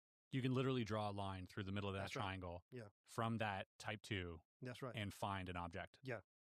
And what it's doing is it's a trilateration system, which is actually the same process we use for our own mobile phone tracking. Okay. Where instead of using 3 spheres, we're using 3 satellites. Oh, wow. So it's the same kind of mathematics behind it. Interesting. But this is a drone-based system. So so this system here is a very high resolution tracking and targeting system. Okay. So hypothetically, we have some terrestrial-based intelligence doing reconnaissance and monitoring for some type of celestial body that's entering the atmosphere, potentially. Well, it's effectively like an air defense system. Right. But an air defense of foreign, not human. Yeah, external. Yeah. So from this equation up here as well, depending on the distance of the spheres themselves, you can determine the distance of the target. The wider these spheres are, the wider the triangle is, the more distant, and the closer they are, the closer. Right. Okay. And it works out to be like 1 to 10. So for every 1 meter, it works out 1,000 meters in distance. Okay. It's kind of like that's baseline here. So this triangle here is doing a 2-dimensional scan of the sky, and then this fourth one here is doing a distance calculation. And when you fuse that data together, you get 3D tracking in space. Interesting. Very cool. Show us some examples of this. So this was over the UK coast, and you can see the type 1V formation right here, and this is the type 2. Okay, and they're illuminated because they're powered up. They're ready to go. Yeah. They're ready to do what? What exactly does go mean? Well, they're ready to fire a directed energy weapon. Possibly, yeah. Whoa. Okay. Yeah. When they're so it's strange. They seem to have a color code system, which I haven't quite worked out yet. But they glow either red, green, or blue. So it's almost like a traffic light system. But from what I can tell, when they're powered up like this, it means they're ready for business. So, do you think we saw some of these during that drone flap in Jersey? Oh yes, yeah. There's a lot. There was a lot of that there. Yeah. In fact, I looked at some of the footage from that, and you can clearly see the formations. But what's actually happening there is you have the sphere network doing its thing, which is it's always the same formations and process. But then you have other drones that are tracking it. So it appears to be to American drones, right? Most likely fuel cell drones, because they can stay up. They're high performance drones. They can stay up in the air for a long time. Yep. And they're quick refueling as well.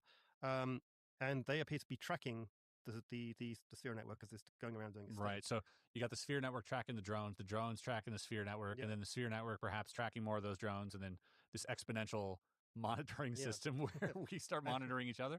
And the interesting thing is that the drones that people are seeing in over New Jersey appear to have FAA lights on them. Right. So what it means is that the spheres are doing their own thing, but the drones that are tracking them are using FAA lights to warn off other air traffic. That's how it logically models out.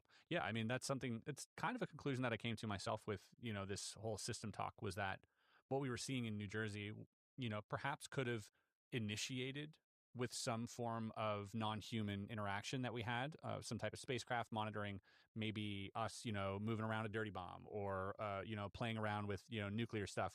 And then that triggered, a set of perhaps, monitoring non-human intelligence. And then we send our monitors, and now we're just looking at like this incredible cluster. Well, it started after Russia launched I think it was an ICBM in Ukraine? Into Ukraine. Yeah. But it wasn't like armed with nuclear weapons. Right. That's when it started. So. Yeah, because you had a lot of stuff happen at Lakenheath at that time as well, right? There was like a massive flap there as well. Yeah. Which, Probably not harboring anything now, but I would suspect did have some nuclear arms, in and around there. Probably explains Rendlesham as well. Well, if you think about it, if there is an ultra-terrestrial presence on Mhm. Earth, they don't want us to go nuclear because it ruins their home as well. Sure, yeah. So they're probably keeping a tab on things to That's say a good reason to you keep can't it go safe. there. Yeah. In fact, I've got footage recently of the Type 1 V formations. They're taking out rockets over the Middle East, over Israel and Iran as well. They don't seem to pick any size. They don't pick any particular sides. Yeah. But they. But that's not the Iron Dome doing that? No. Is that- These are fixed triangles in the sky. Oh, you see them? Yeah, you can see them taking out missiles. So it appears that they're keeping a lid on things. Sure. But that's what it appears to be. So this was taken over Florida, and again, you can see the Type 2 and the Type 1 V formation like this. And in this configuration, the target's at 1 o'clock. Right. And then here you've got the other ones here. You've got the V4, the Type 1s here, and the Type 2 is taken off a cruise ship. This one here, you can actually see the saucer is tracking as well. Where's that from, the top one? That's from there. I can't pronounce that. It's so funny. Okay, it's like either Mexico or Yeah. some Spanish-speaking country. This was over Barcelona. And again, you can see the daisy chaining, as I said in my model. Type 2, V formation, 1 o'clock position. Interesting. And then here you've got multiple examples of the same thing all over the world, all different times. They're always in this formation? Always in the same formations. They're doing trilateration. Could some of these just be prosaic? No. None of these. Not one of these could be balloons like gone off at a party or something. No. This is all a very distinct process that keeps replicating. So, and you base that on the measurement, the distance between the spheres, and like there's like it's not just like a gut shot. You're measuring these things, you're looking at these things, making sure. Have you found any videos where you're like, that's clearly balloons, or that's clearly because that's important too? I think there are people out there who do fake stuff. Yeah, but like not even accidentally. Like if you let something go to party, some Chinese lanterns or something, you might 3 Chinese lanterns in a cluster looks like a triangle, right? It is a triangle. Yeah, but the difference is that these triangles are highly distinct. What's the word? Concise triangles, right? Which means that they are exactly the same distance apart. Equilateral. Yeah, equilateral. Because for trilateration to work, they have to be perfectly distanced. Okay, all right. Yeah. So this one here is obviously the space explosion B-roll. I suppose you can mix that in. But yeah, put that in here. That was wild to look at. So a bit of context: this gentleman was just filming the stars. That's right. Yeah. And then what? Can you talk us through? So yeah, this was filmed through a telescope a few years ago. Way before any of the disclosure stuff that's happening now. I don't know if you can see that. And you can see orbiting that planet over there. These small lights kind of start coming in. So that's a planet. Well, he thinks it's a planet. He thinks it's a planet. Not sure because it's bright, and he's like, "Oh, there's something orbiting this planet." You can hear him saying that. And so, out of curiosity, he's filming through his phone. He's filming the telescope. I'm going to be filming that planet just right. Okay, so you can't even see it with the naked eye. That's right. Yeah. All right. So that dot that was there is probably the moon or something. But what he's looking at, you can't see with the naked eye. Yeah. Check this out. And now watch this as he goes back to look at. Oh my God! It blew up. What the hell? Blew up. Something just blew the hell up. It was orbiting, and now it blew up. Closely, and you it's can in see outer that there's a space. And triangle. it's no longer Yeah. there. Oh, I see. And in that configuration, it's in a horizontal configuration, which means it's doing downward or upward trilateration. So there's something in orbit, or above orbit, even past orbit, or somewhere that's being completely obliterated. Clearly, an explosion. Yeah. And he noticed. So this person reached out to you specifically, or was he just filming this randomly? No, he was just filming it randomly, and I saw it, and because I noticed that the V formations, and then I looked at that, and I saw again the V formations. Yeah, it's like okay, so there we go. So knowing the information, you're scouring the internet, seeing these videos, and you're going, "Oh my God, yeah, it's happening again, again." And it happens all the time. Wild. And to give you a bit of context, I think it's actually very common. Let me show you. So this was filmed in my own back garden here, and you can see these bright flashes deep in space. And you can't really see this with the naked eye. You need your night scope to see this. And it's not just in the same place. It's actually like a cluster of explosions. So yeah, I think that what these flashes are those explosions occurring in space. See, to me, that could look like an airplane. Yeah, I mean, from but when you're actually filming it, I mean, this thing is so deep up in space, right? It's not. And you can't see it with the naked eye. You're saying it's very hard to see with the naked eye. I see. Yeah. Okay, interesting. Yeah. So it appears to be like there's this AI-based network around us that is using an algorithm to intercept and destroy external threats, including other groups that are coming here, including maybe meteorites, including our own, and maybe our own as well. I think nuclear threats. Like, I mean, if you have, what was it, the Big Sur event where they shot a rocket up?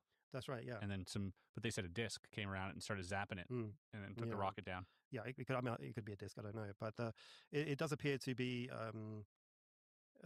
taking care of, should we say, airborne threats, both from on the Earth itself, like between us, but also external as well. Cool. Is that it for the slideshow? That's it. Yeah. Well, very interesting. I mean, this stuff is very interesting. As I mentioned at the top of the episode, I've been toying with this idea of like through especially observing abductions and some of the online testimony that people have come forward with claiming to have worked on a lot of these crash retrieval stuff, that it sort of behaves like a system. And if you look at the work that Skywatcher was doing, you know, in my opinion, was probably also simulating war games. That's what I think. And I think that's what they were doing. Part of what they were doing, aside from the psionic, stuff, was throwing stuff up, kind of like Skinwalker's doing. Just like, let's blow stuff up in the air. Let's create. Look at, you had, was it Lou Elizondo talked about Project Interloper, same thing, driving a nuke out into the middle of the ocean to see if they can attract these things. It seems like now this would be pretty easy to replicate if a jet can just summon them. What's stopping us from shooting them down and looking at them closer? Well, I think they're very hard to shoot down. Number one, I mean, World War II proved that they were opening up machine guns on them, and they wouldn't fall down. However, I do think that there has been a number of them that have just malfunctioned and landed on the ground anyway. I've been on this for a long, long time. I wrote my first book in 2015, and which identified these spheres in buildings, and also the V formations as well. We're now seeing in the sky, which kind of correlates with what Dr. Beatrice has found. Well, she's found triplets up in the atmosphere, so which are coming and going in her slides. Correct. Those are the ones that were that she found. So for those wondering, Villarreal, I think her name is Beatrice. She has put a lot of work into looking at these slides that she's taken from the past, telescope slides, I believe, photos that have been taken of our skies, and then noticed that a few of these bright lights would disappear when the Earth's shadow got between the sun and these objects, which, if it was a star, wouldn't be the case. So that's like a smoking gun, if I understand correctly, that these things, and this is prior to satellites, this is prior to us putting anything up there. There should be nothing up there. That's right. And yet these things are getting blocked out by the shadow of the Earth. That's right. Which means they're quite local. That's right. And you're saying they're in triangular formation. Well, my model suggests, from my data, shows that these Type 1V formations are in big triangles. So they've been here for a while. A long, long time. Because there's images of them going back for decades, if not hundreds of years. There's even pictures in religious imagery of Type 1 spheres, what look to be spheres in V formation. So it's been here for a long time. And in fact, I can kind of theoretically model how far along they've been here, because they say the Type 3s are responsible for poltergeist activity. And that's 100%. I'm actually 100% sure on that. And so all you have to do is Google when was the first recorded case of poltergeist activity, and it goes back to the 1st century. But I mean, correlation doesn't relate to causality also. Like, I mean, there could be both, right? They could be mutually exclusive. For people thinking like all poltergeist activity is these Type 3s, there could be a mix of things happening here too. Well, the reason why I say it's the same, because it's the same library of actions that are occurring. It's the same signatures. I see. I'm not saying that all paranormal activity is a Type 3 sphere. Just specifically poltergeist activity. Poltergeist activity. Yeah. Huh.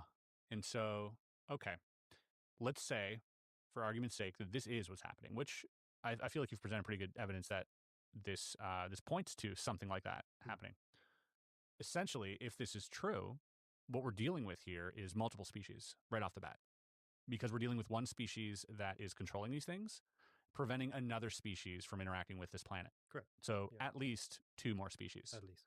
What are your theories on what those species might be, according to lore and according to, a lot of the research that previous researchers have done in the space? All I can really say from a technical point of view is the sphere network is controlled from the ground up, which means that there's infrastructure, or a lot of infrastructure, goes all around the world. that controls this. In fact, on the Skinwalker Ranch, when they dig down 500 feet, they finding what appears to be materials that are consistent with, say, buildings. Yeah, like a solid object Yeah, down there. yeah. So that's where you'd put your server rooms and stuff. In fact, I think it's probably all hidden in plain sight. So you have the main systems all underground, and then these other guys are probably living inside mountains, all hidden inside like huge, like almost like bunkers, I suppose, like huge cities Yeah. or something inside mountains themselves. I mean, we have that though. Yeah. We've got Yeah. possibly hundreds of deep underground military bases, like so deep, and probably a tram system that runs, through these all. So, do you speculate that the United States government, or at least some faction of it, is completely aware of this system? Well, I'll tell you a funny story. I was in a friend of mine was in 30 East Drive, and he was laying on the sofa, and he said there's a big flash, and he opened his eyes and he saw a woman standing and looking over him, and she was in uniform, and then he saw like a ball of light come forward and big flash again, and nothing, all gone.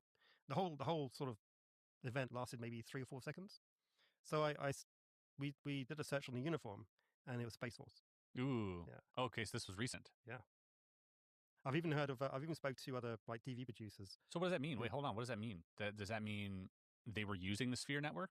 I think Space Force is well aware of it, and I think that they probably work in tandem with them. Oh, so you think there's like some type of agreement? Yeah, yeah. But it must be because, well, yeah, I think there has to be. Yeah. Oh, that's interesting. Yeah. Because now we're talking about like back into the Eisenhower days and the Griata stuff, and us possibly having a deal with them. You think it wouldn't have been a deal with extraterrestrials, but it would have been a deal with ultra-terrestrials? More likely than not. Yeah. Some type of cave-dwelling ancestor that's been here? Possibly. Yeah. Reptilian, maybe? I have no idea. I have no idea. But yeah, so all I can say is that the network the control system for it has to be underground, and it has to be up to date and adaptive as well. In fact, I've got images of the Tic Tac. Because recently, they're trying to say that the Tic Tac is Lockheed or something like that, and it's not. Right. It's not. There's pictures of the Tic Tac going back years, and I mean years, like decades. You can show me we can pull up that image that you showed me earlier? Yeah, it's in the book. Yeah, it's in the book. We'll pull that up. Okay. Pull that out. And what that does, what appears to happen is the network itself brings down. So to start again, so the low tech crafts that are coming in are taken out early, and you see them as flashes in the sky. Those are the ones getting obliterated. Yeah, they're like the less advanced ones. Why are they coming here? Oh, well, we may get into that later, but okay. but many reasons, maybe. Yeah, many reasons. Okay. But so the lower tech ones get taken out at a distance, while the higher tech ones get closer to the Earth. In the same way, a stealth fighter will get closer to a target because it can navigate through the network. Right. So the ones that are we see come close to the ground, what appears to happen is the spheres use a swarm tactic, and they'll just swarm all around it. Literally, sometimes locking it in midair, just like creating like a bubble around it. And what it appears to be is it'll either it appears to disable or destroy those targets that come down close. But it appears to disable them, and they land mostly in the ocean. And then what happens is a Tic Tac will come in and then lock onto it, like through a thing called quantum locking, and then it will pull it out and then extract it out. And it's very, very fast, which is actually what those pilots saw. If you remember, right, Fravor. Those parts, yeah. And they said they saw a disturbance in the water and the Tic Tac over the top. Yeah. And they did another swing around and it had gone. And that's what it appears to be. And it was getting ready to like grab one of those fighters. No, it's just to grab the object that was under the water. I see. Yeah. So it disables them. They land in the ocean and they get pulled out. And this would be logically correct, because if you have a craft that can penetrate the network, then you want that craft because you need to reverse engineer it. You'd need to grab it, take it somewhere, analyze it, and figure out how it managed to penetrate the network. Make your system better. And then you adapt the system, make it better. That's something AI, I feel like that's a very AI thing to do as well. And this kind of proves why the Sphere network is current and up to date. Because if it was like any arms race, if it was old, people would they'll just be able to penetrate it, no problem. Right. Ooh, that's interesting. So many interesting connections that I'm hearing through this. Especially I'm kind of obsessed with this one guy who came out on 4chan, which is not the most reputable site to come to be a whistleblower on. But this person said he worked on these crash retrieval stuff, and a lot of things that he's been saying, we look back on, we're like, oh wow, this is kind of what he's talking about. And it seems like a lot of these systems are in the ocean. Perhaps these servers are mobile. For me, that would make much more sense than for it to be at a singular location. Oh, yeah. Because there's way better places to hide. Oh, yeah. The moon, under the oceans, if you had that technology. And so this thing's moving around, but he did say it was really interesting because when they try to approach this thing with like nuclear submarines, they would just get obliterated. And he means into nothing. There's nothing left. And he's like electronics around them. It would, in his words, it would shit on anything electronic in the vicinity. And normally it would be evasive until you cornered it, and then it would just obliterate you. And he said that if you ever did any sharp turns, that's where it would intercept. And so I thought that was interesting because now we're talking about an anomaly in pattern detection, right? So if you're just a boat going across, or if you're just a plane flying across, and all of a sudden you do a sharp turn, that signals to them, wait, what is that? Yeah. We got to go check that out. I'm reminded of another story. There's somebody we covered recently, Carlos de los Santos. He was a pilot in the 70s. And there is an audio recording, it's like 20 minutes long, where 3 disc-shaped objects intercept his plane, one on each wing and one under him, and he feels it. And it kind of like locks him, and he had no control over it, and eventually they let him go. Yeah. Is that something that you feel could be part of this network? Maybe an earlier version? No, I think that's probably some sort of extraction attempt. So like what the Tic Tac would be doing. No, I think that would probably be something external coming in to try and extract something from here. I see. And then because if they go to the bother of locking onto a craft and pulling it up, why would they let it go? I mean, what would be the point? Yeah. Only unless they're forced. Unless they're forced, right? Or unless they're like, oops, my bad, wrong guy. I don't think so. Yeah, it doesn't really sound. It's like any action has deliberate thought behind it. You don't think they make mistakes? The spheres? Yeah. I think so, yeah. I think in the past they have misidentified targets. There is some footage of like this early 80s where they'll be doing like an air show, and suddenly the wing will be torn off of a plane, and then it'll crash. Wow. But when you actually look close to the footage, you'll see these small silver balls or sphere-like objects tearing, like literally like projectile, like cannonballing through the wing. But that doesn't even happen now. So Ryan Graves shared a story, I believe this year, might have been end of last year, about I believe, spherical object that hit a plane. Do you remember this? Rings a bell. Yeah, he said that there was actually physical damage to like the hull of the aircraft. Well, I mean, the thing is that the Type 2s, they what their behavior signature is, they will hover, say, low to the ground, but they'll stay generally in the same place because they're creating a microwave link point to point, so they're kind of stuck in that position for a while. So if the sphere was higher, then and the plane hit it, then there's a good reason probably why it didn't move. You think an EMP would take them down? If they're using that type of tech? I don't know. I really don't know. I mean, I know that the spheres were all over. Was it Heathrow? Or right? A few months, about a year. It was ago. on the tarmac and then just shot up. Apparently. Well, no, even before then, they went over. They blamed drones at the time, but there was this one image that was circling around of like this literal sphere. Yeah, there were these. There was a story where 2 airports in the UK were locked down pretty much at the same time. I think one was Gatwick and one was Heathrow. Right. And they blamed drones, but the military went in there with all their toys and they couldn't knock them out. Right. And these drones, I mean, the average drone has a flight time of maybe 30 minutes, and then it has to land. Even if you've got like a stack of batteries, you have to be within that kind of radius, and then you got to replace the batteries, put it back in again. But these things were there for hours and hours. So these things aren't commercial drones, and the military wouldn't be flying drones over commercial airspace. So the army went in there and couldn't find anything. When they got close, they disappeared, and then they came back again. Yeah, but I mean, that does, What I think is happening is that the sphere network will lock down particular areas sometimes. If there is a threat in the air, general airspace, they will lock down the like air traffic. Sure. To not interfere with what they have going on. Yeah, you stay down there while we deal with this. But I mean, this gets incredibly complicated when we talk about China and Russia's capabilities as well. Like, what are your thoughts on that? Are they also working in tandem with these things, or are they aware of it? Like, I don't know. They would have to be. So regarding, I mean, they were trying to say that the drones over New Jersey were Chinese drones, but it doesn't make any sense because you need to have a power source on that drone. So is it going to fly all the way to China on a lithium battery? Yeah, they said it was emanating from the ocean at one point, like some Iranian vessel or something was like the narrative, I think. I think if there was a Iranian vessel launching drones into US airspace, the US would react very quickly. I would think so too. Yeah. But I mean, we had also last year the big flap at Langley Air Force Base, home of the most F-22 fighters. That's like arguably one of the biggest protected military establishments or Air Force establishments in the United States. And yet for 17 days? Yeah. There were things hanging in the sky? Yeah. So the power source that China can't replicate those power sources. Yeah. Or can Russia? I mean, there are things called nuclear batteries, but they're huge and they're heavy and they don't produce the output. So the other option is lithium, or it's fuel cell, both of which are limited and they need to be refueled or replaced. So the power, the energy technology just isn't there, especially from China or Russia.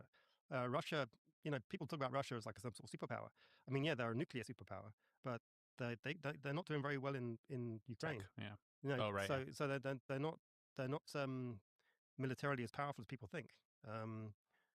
Nor is China. Yeah, there's that argument of like nobody wanting to show their hand. Yeah. But also at the end of the day, I mean, that you could say that about anything. I mean, the truth is the only country in the world that has the resources to reverse engineer or capitalize on UAP technology is the US, because it's got the budget. Yeah, and they've been doing it for a long time. Potentially, yeah. Yeah, they're showing up at all these crashes all around the world too. Mm-hmm. So, yeah, when the New Jersey drones are, as I said, it's a big portion of it is the sphere network because of the formations that are repeating, and then they've been monitored by US drones. It's that simple. Fascinating stuff, man. This is really, really interesting. What's something that you looked at in the past other than videos that has convinced you a little bit more about this narrative? Well, my experience inside 30th Drive and all the haunting stuff and the patterns and or what I call machine patterns. Also, I figured out how to trigger poltergeist activity as well in the building. Really? Yeah. Well, that's interesting. Yeah. In fact, there's a competition out there.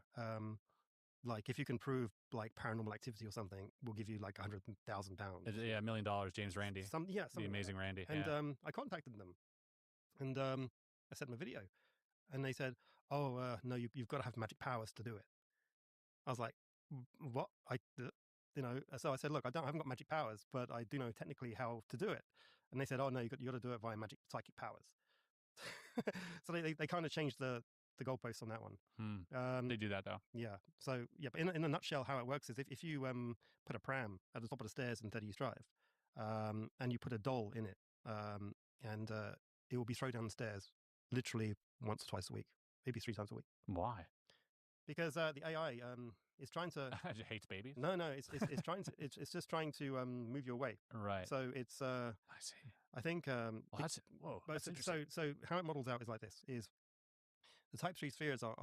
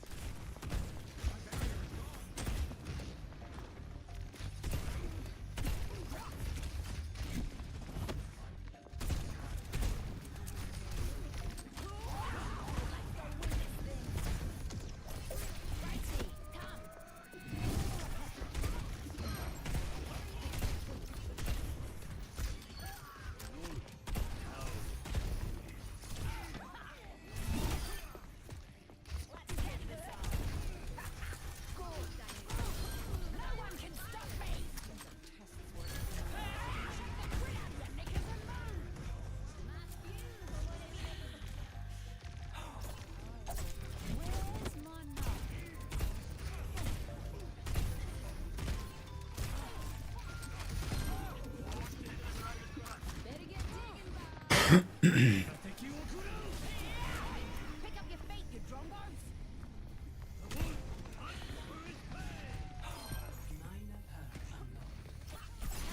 Gracie.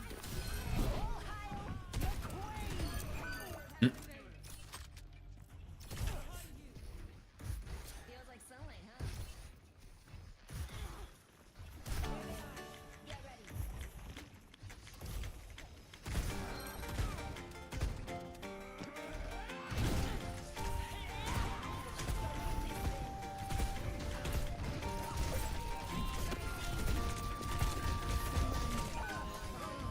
Shit.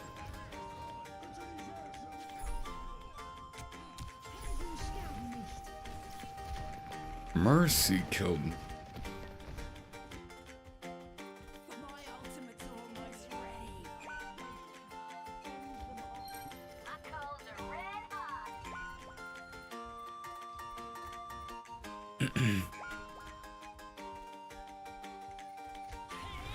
mucking around and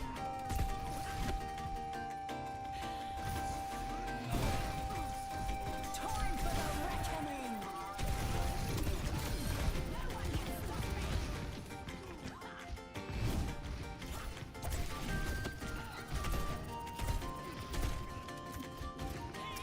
Actually hit somehow.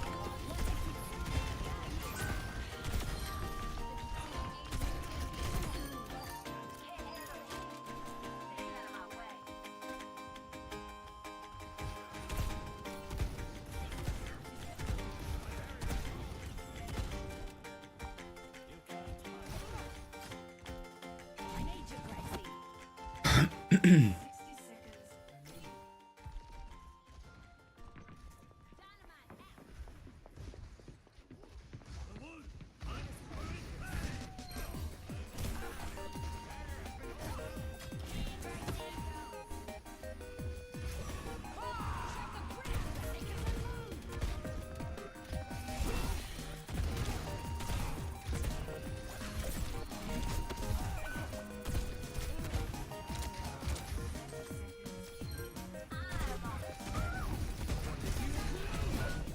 Damn.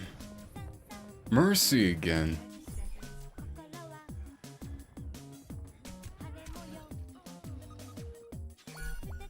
She's the only one who has been finishing.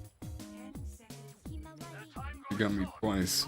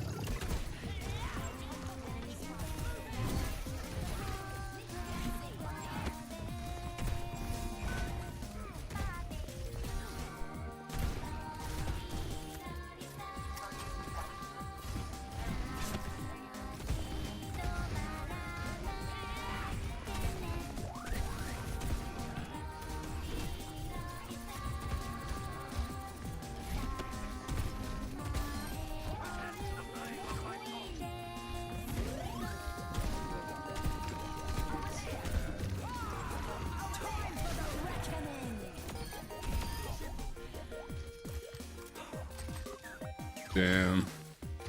They left.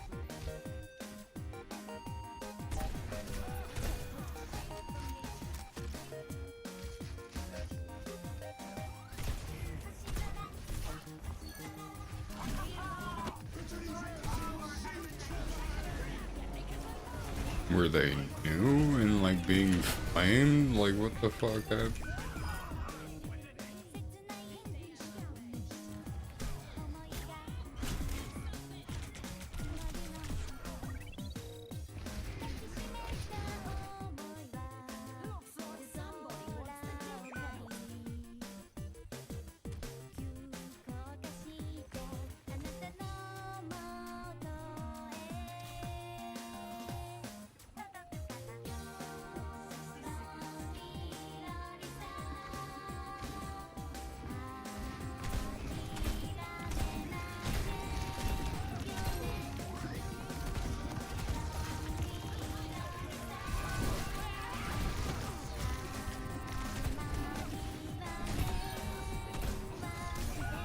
Damn.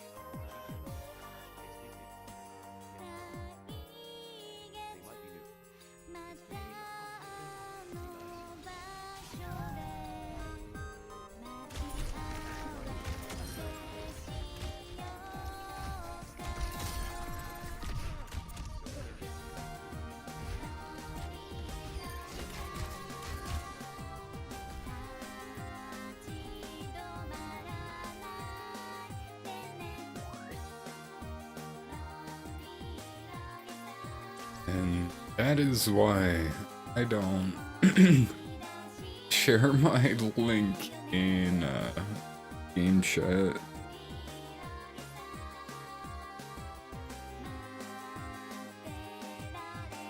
It's just the insanity. Some people, like, I'm not trying to get that kind of in here. Fuck, I'd rather talk to myself. And I hate that.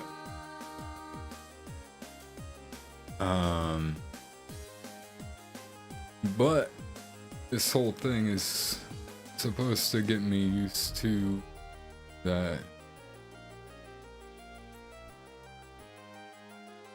I don't.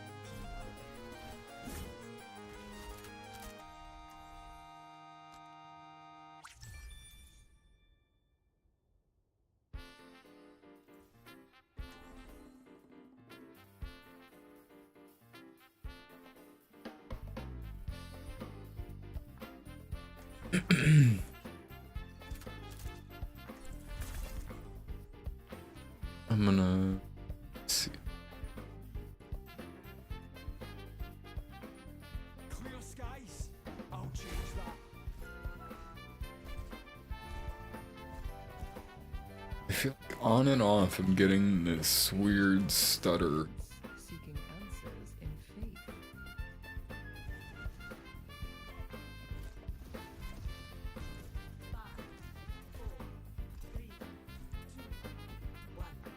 Not smooth. Fight 'em off with all you got.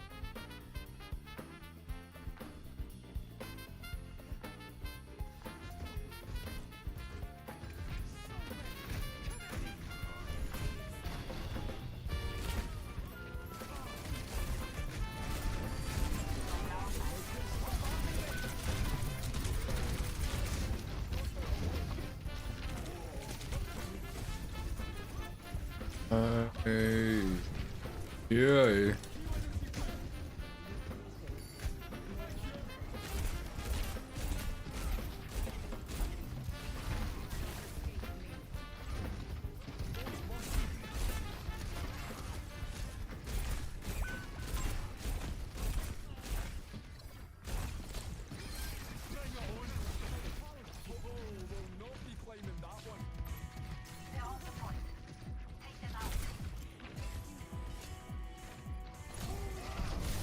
Oh, you bitch.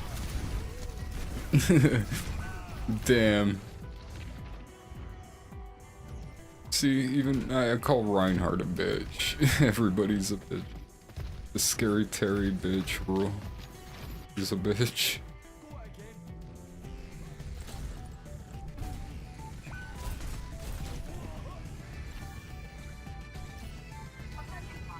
Still, this does not look right. I have to Fix that.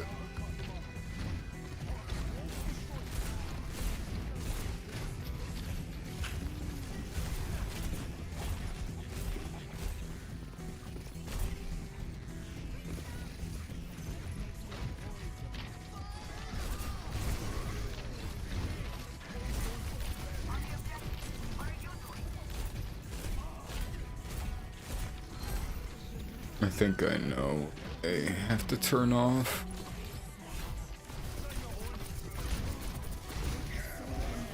Ooh, get fucked, Reinhardt. Backing up. Damn.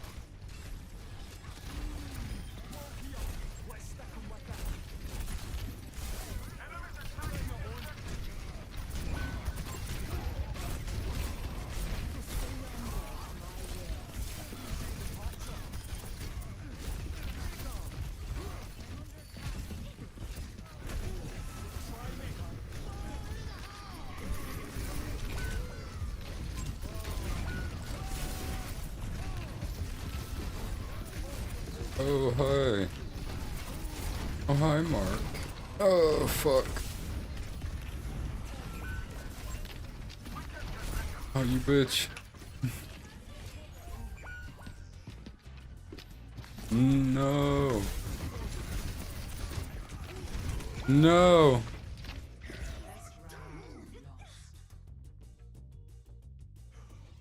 Oh.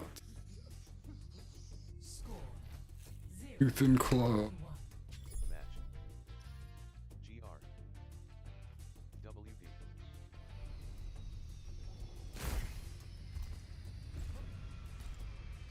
Spooky. Look like you're seeing spirits. What?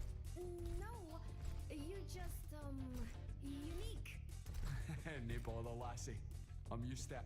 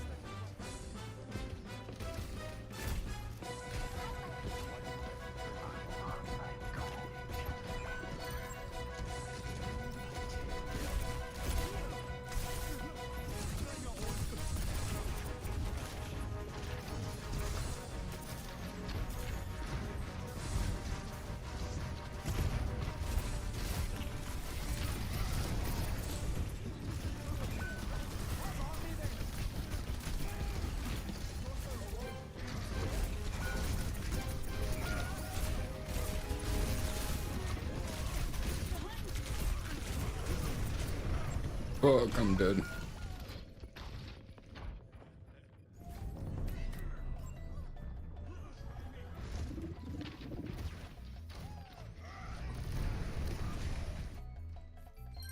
I've that dog in me. I've that dog in me. Repositioning.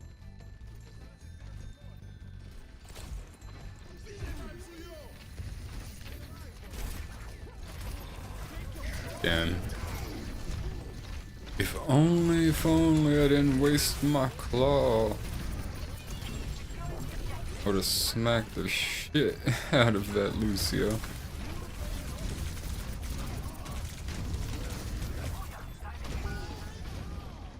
Not backing up.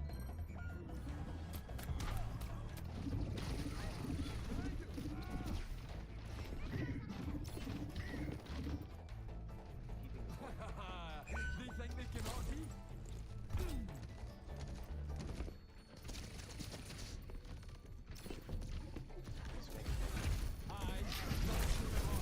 Oh fuck. Against my own wall. No.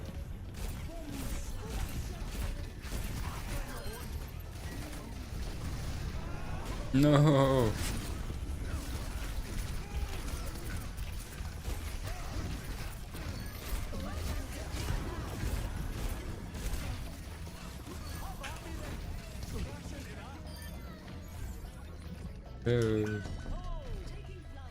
We took it.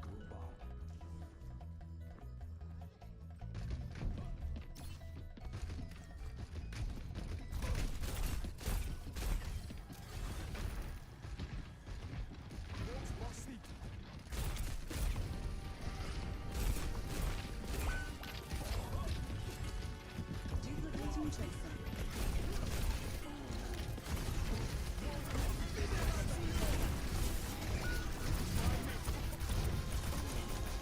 Damn, I think that tracer, yep.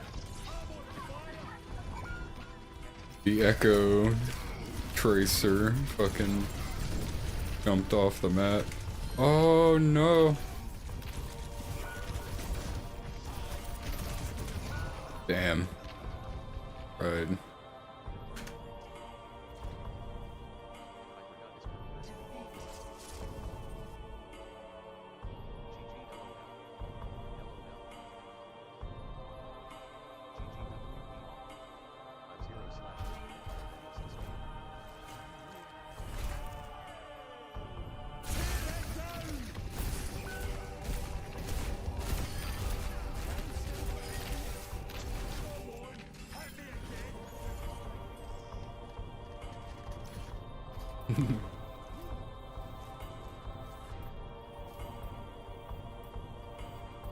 An initiate freak.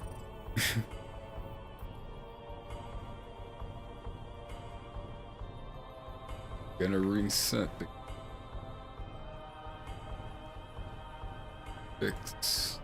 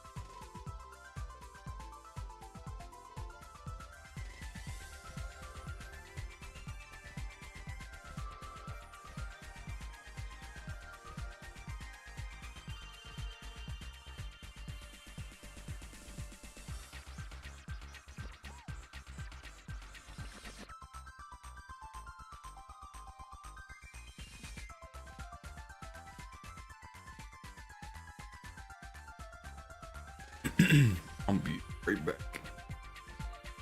Sneak.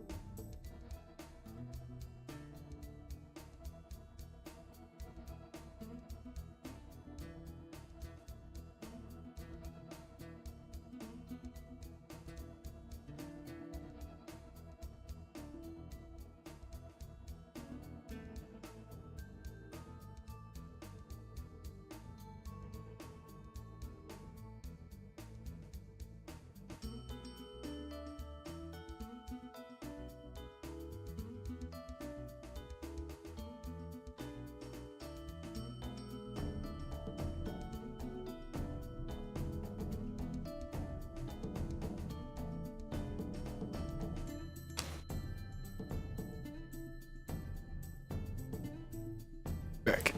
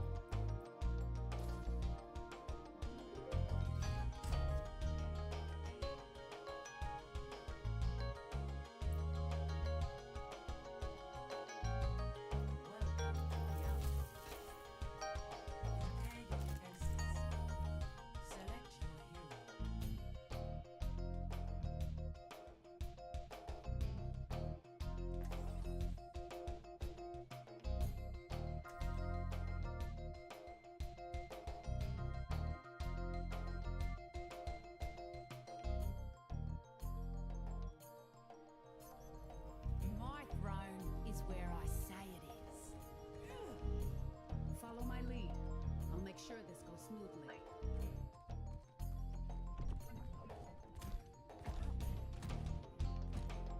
Much lies in store. Let us see to it.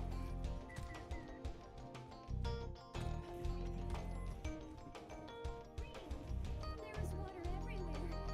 Is that not a safety hazard?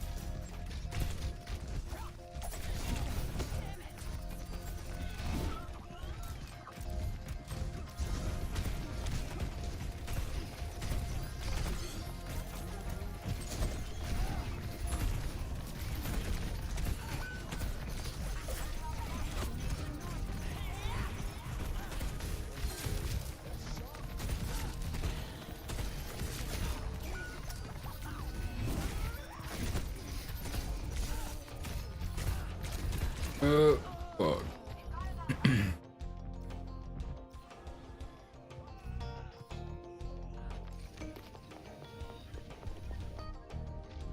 Looks like somebody wants the death penalty.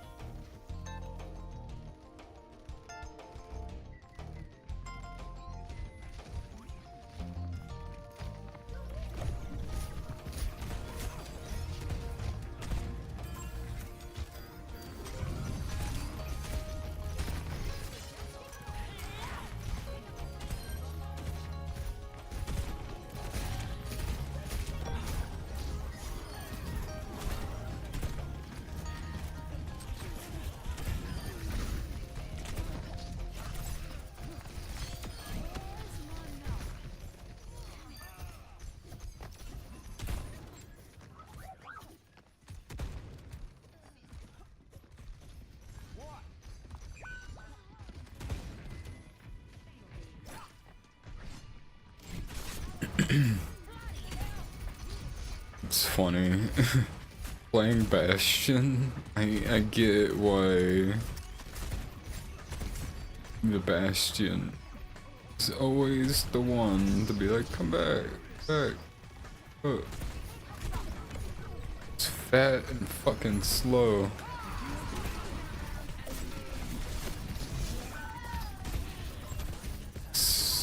Once he's caught out, there's nothing he can do.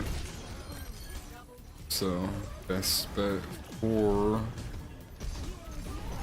Buddy Bastion is stay back.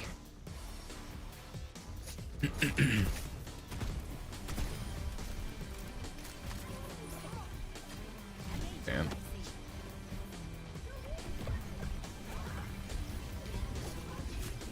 Oh.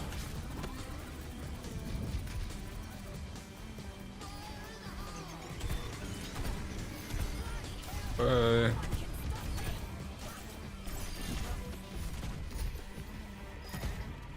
Damn.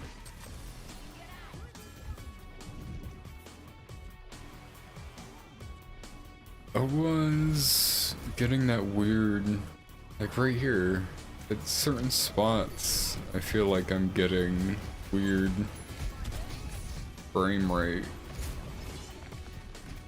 jaggedness. Like, I don't even know what to describe it as.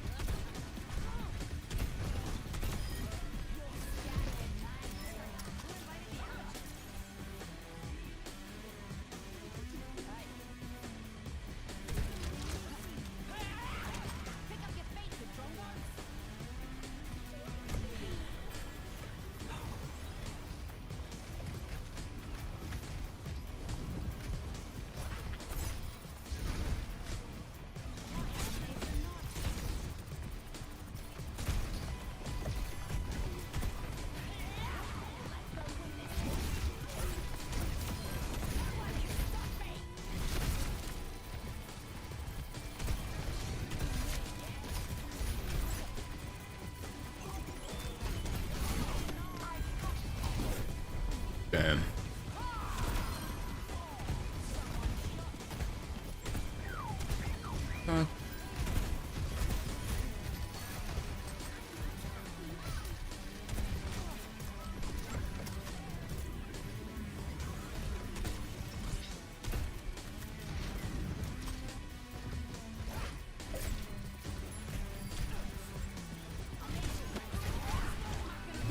Damn.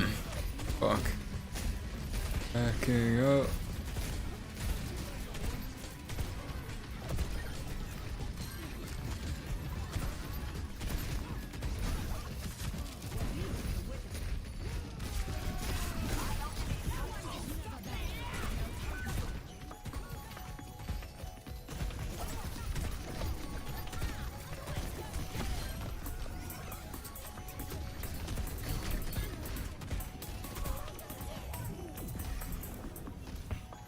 And getting that weird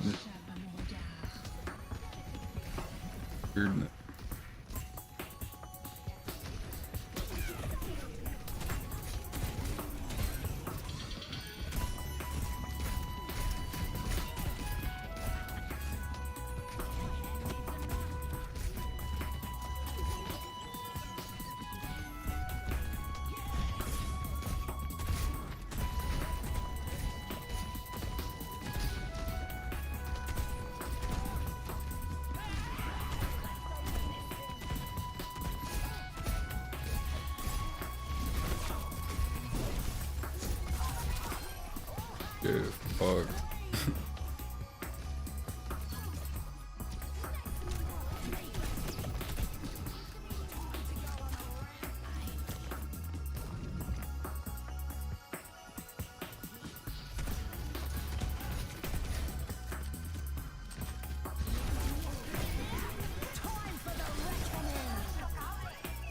Yeah.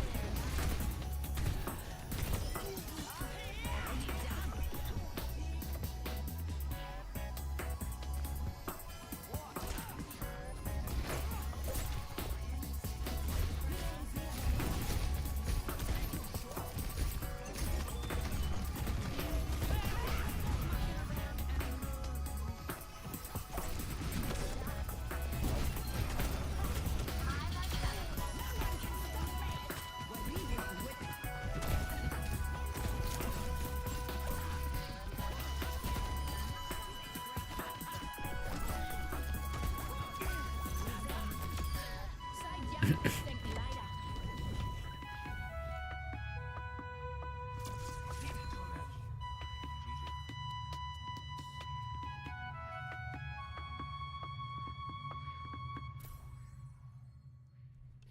of the game.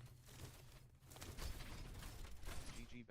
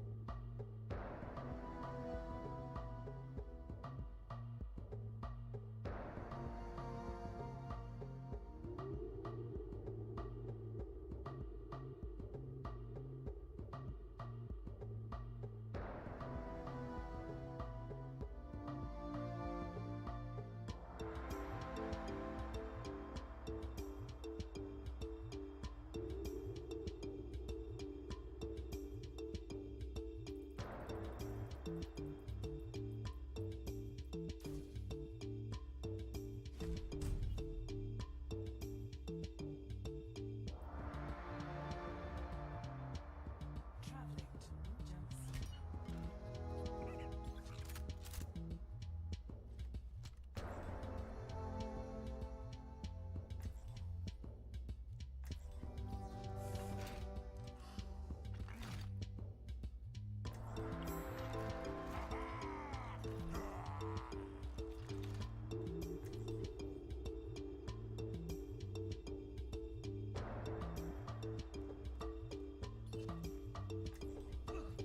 We will crush them. Feeling right as rain.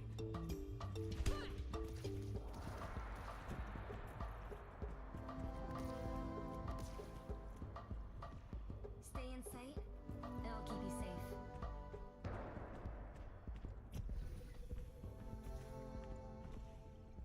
Five, four, three, two, one. Initial flashpoint. Scaling up. All right, let's go.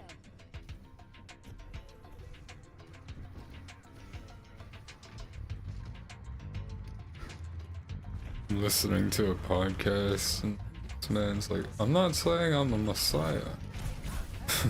Nobody fucking said that. Like, that's just a weird thing to fucking say. No matter what. You got some secret alien knowledge. Nobody's saying you're Messiah. What? Fucking what? God damn. I'm still getting that weird fucking lag.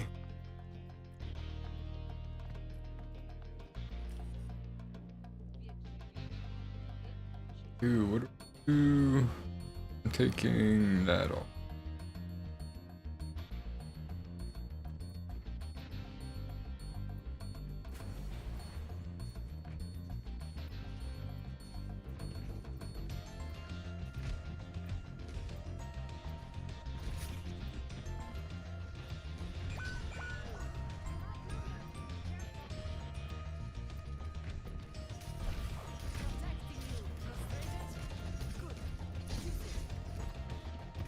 Damn.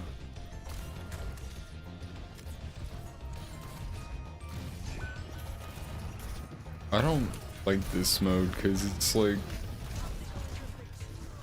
I don't know where my team is half the fucking time.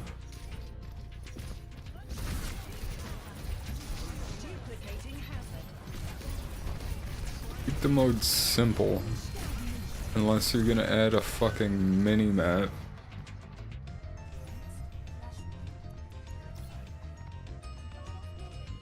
Like, I would like to know the layout. On the fly.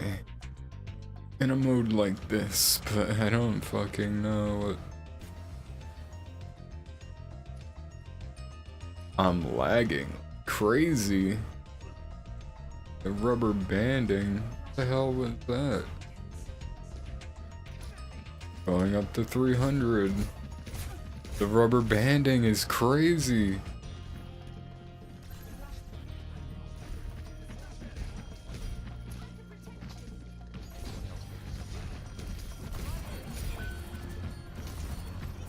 That was...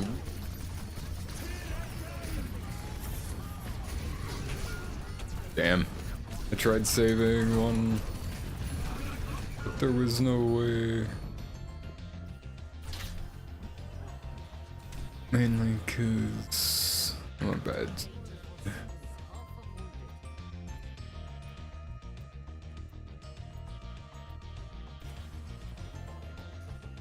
I don't know if the lag was on my side, cause I'm looking at OBS and there was no issue there, so...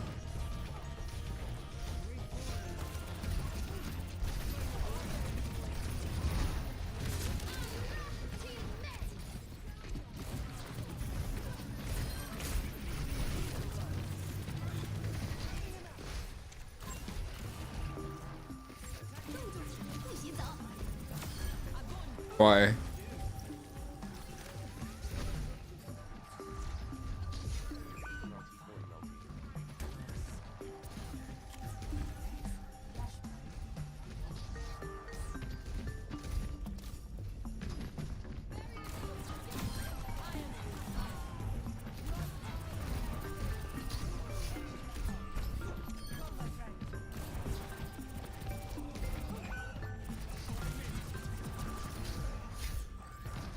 Damn.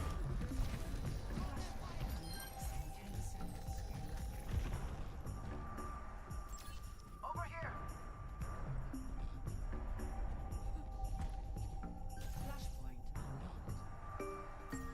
Over here. We can't let them take the objective.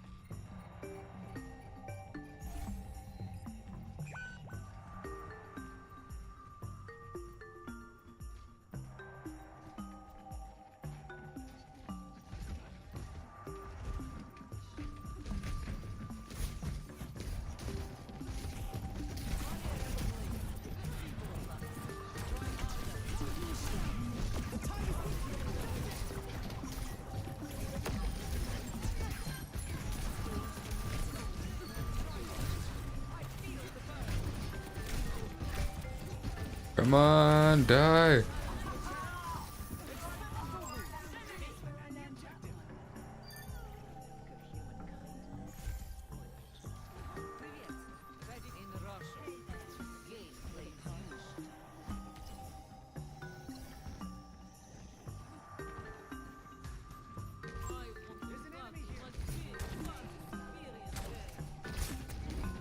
Damn. Crazy to think how long ago this game came out.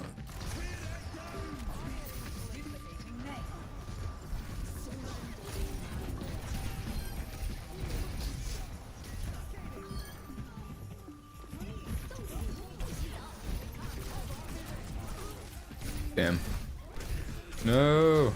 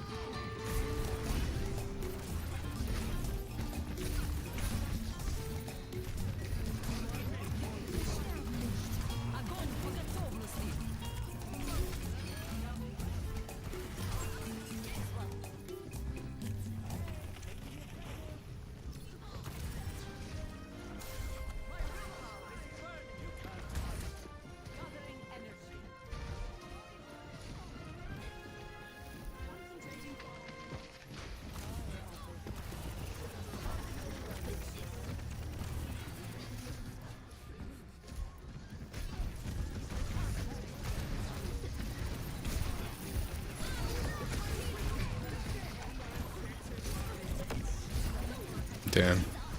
I fucked that up.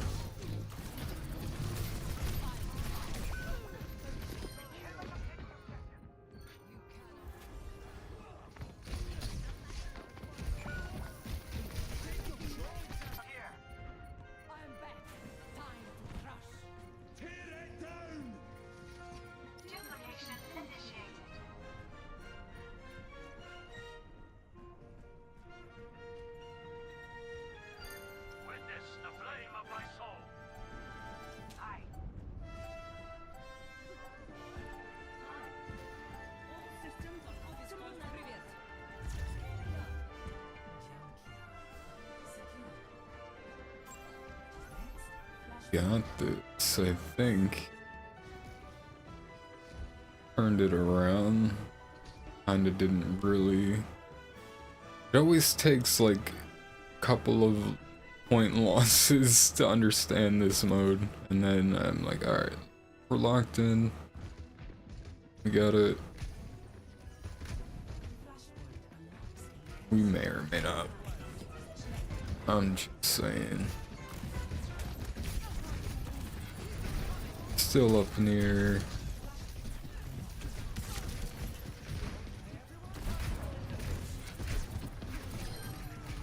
Okay, got one.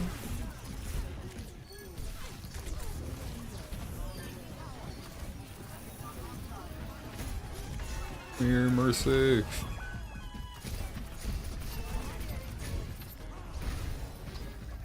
Where's the point?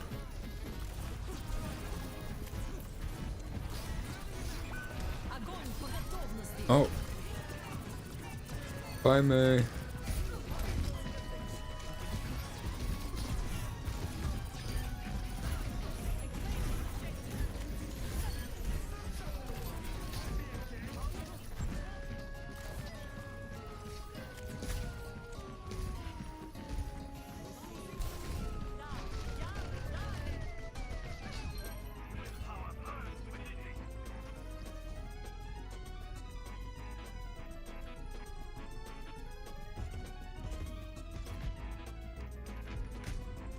Buds. Buds and mates. Wow.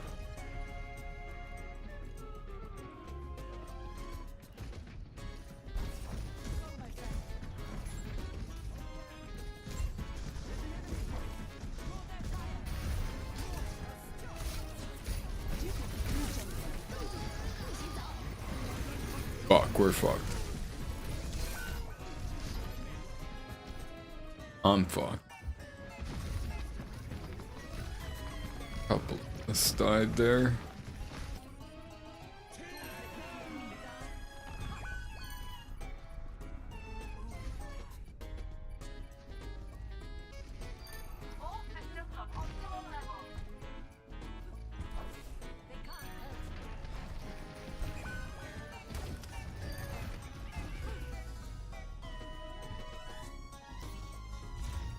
Hey, one.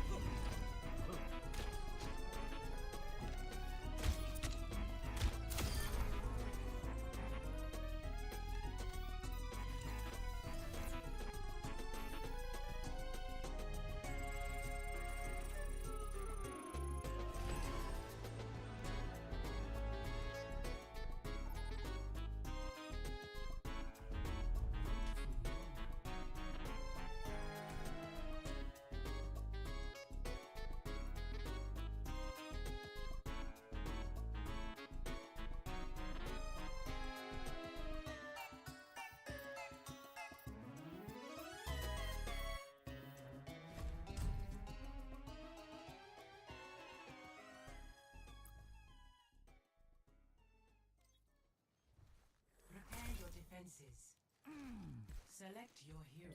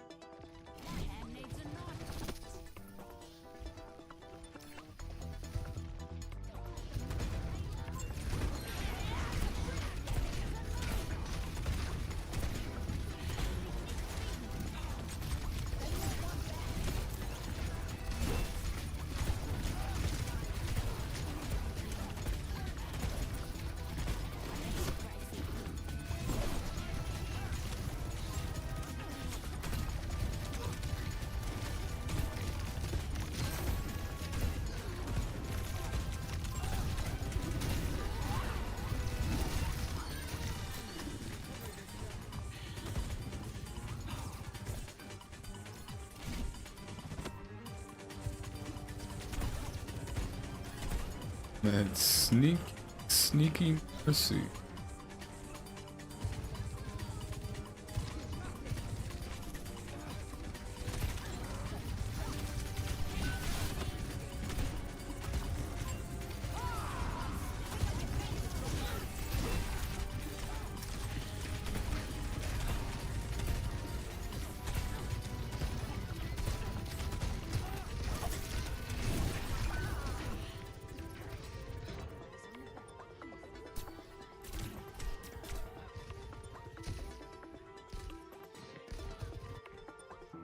There'll be consequences for that. Over here. Helden sterben nicht.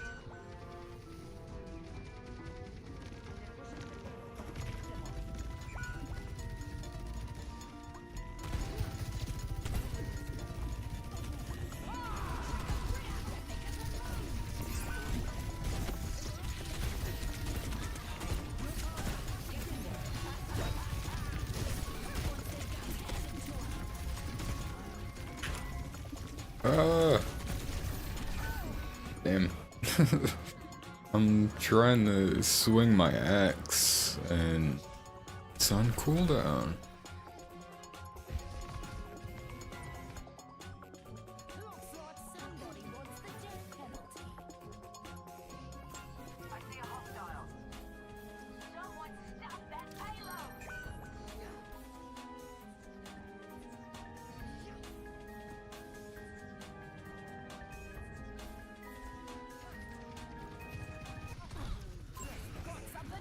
Oh, he's down. Time for the reckoning! Didn't do fuck all with that. I don't think it's... Nope, didn't do fucking anything with that.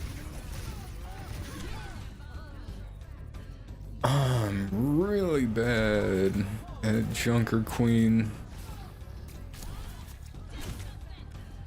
But the only way to get better is to be playing. Helden sterben nicht.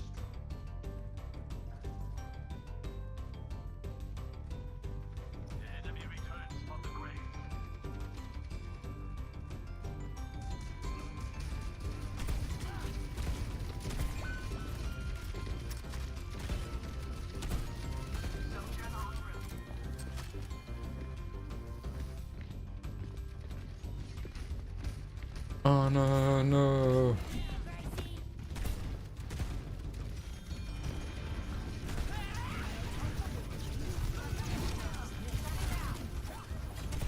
I don't know what the fuck I'm doing.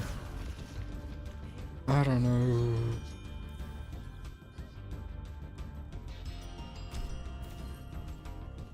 I'm thinking... Sorry.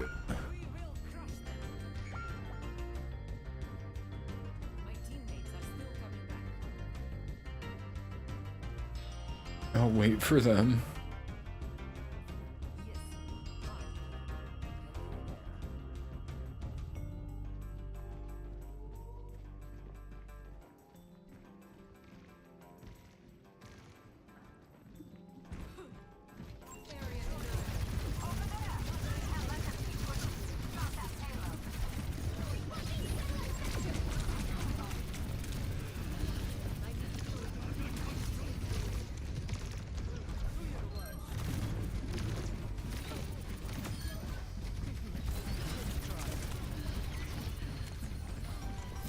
No.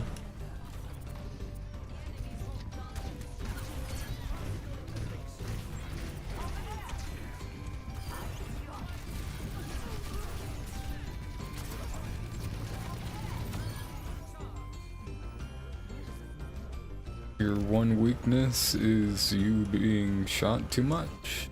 Switch. Yeah.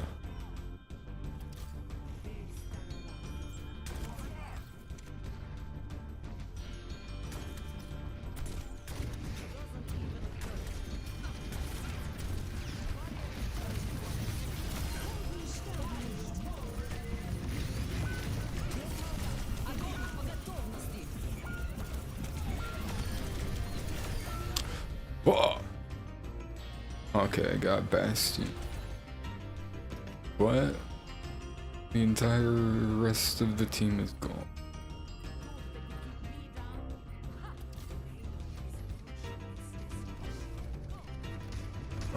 I gave that bubble to Ana.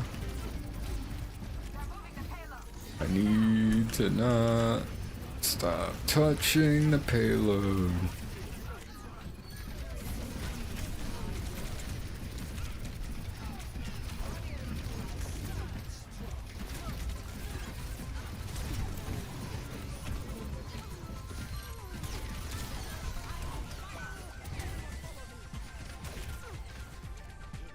Damn, we gotta hold it for 3 minutes.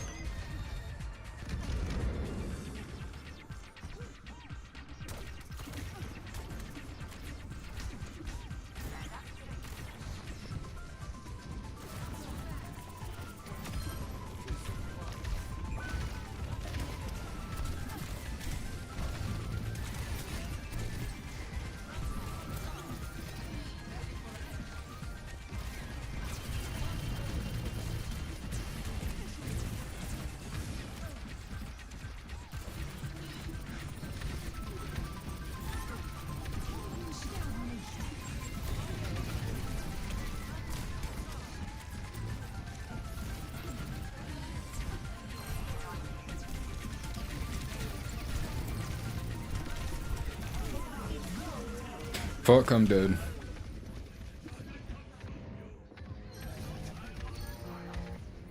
Okay, good job, Hanzo. Have mercy.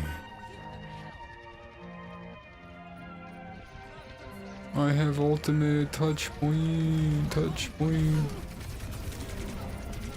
I don't know why I did that. I kind of helped them for a second there.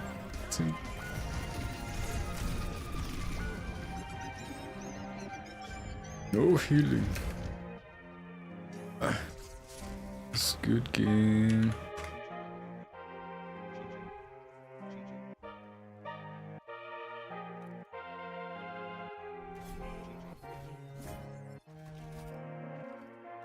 Oh no, speed.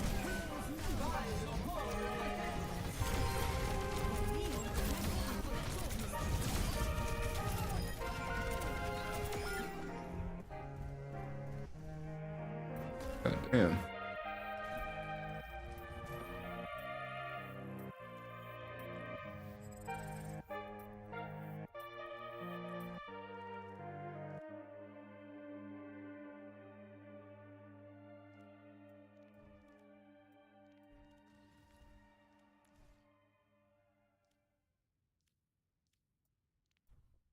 I don't know if I'm ready for comp yet.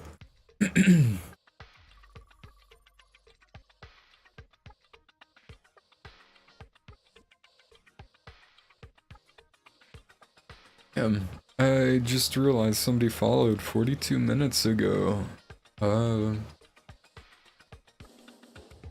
Sonesta Gamer, thank you for following.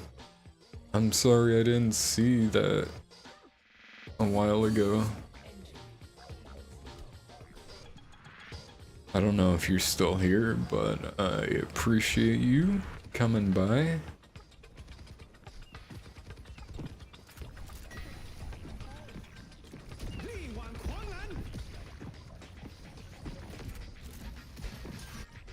Yeah, just realized this is in progress game.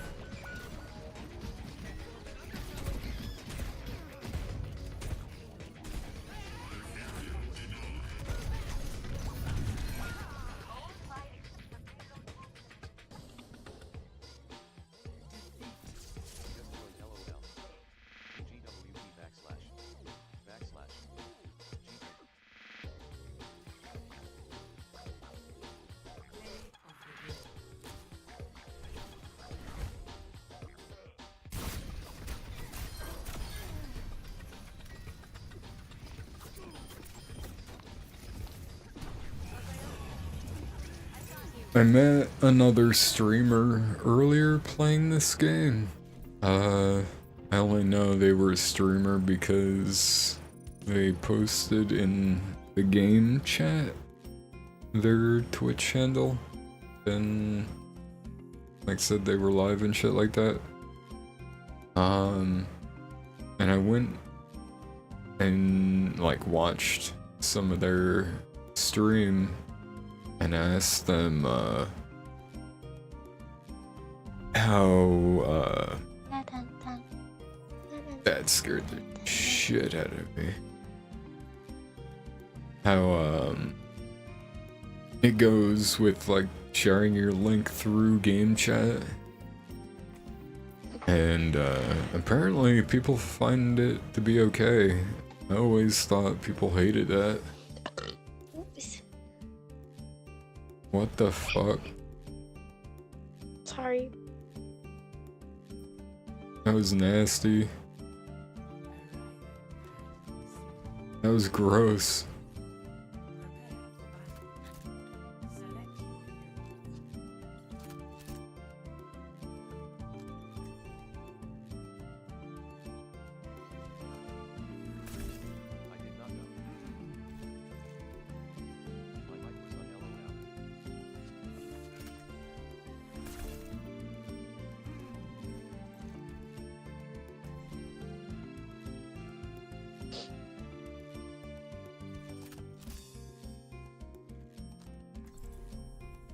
My throne is where I say it is.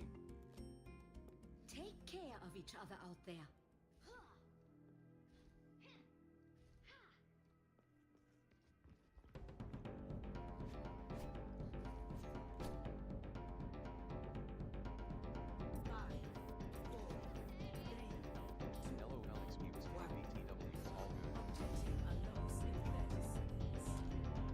So embarrassing.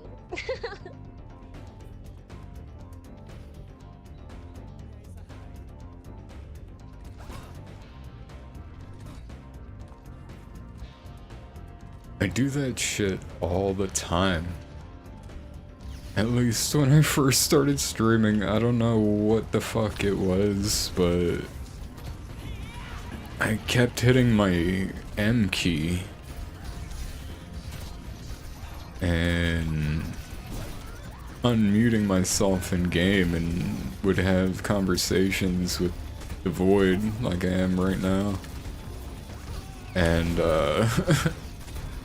it wasn't so much in the void as I thought it was.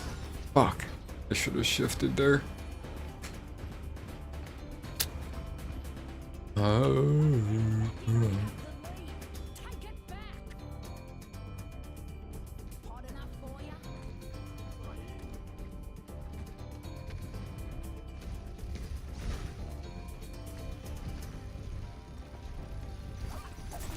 Ooh. Damn, I tried.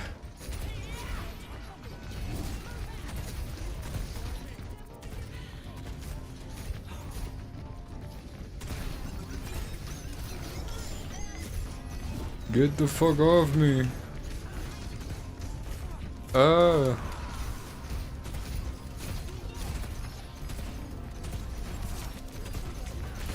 I'm not playing comp, am I? Goddamn, these people are just going hard.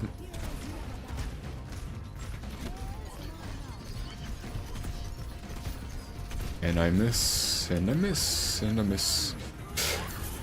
And I miss.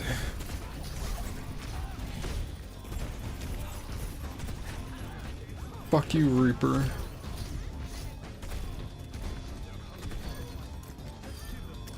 And you, Mercy.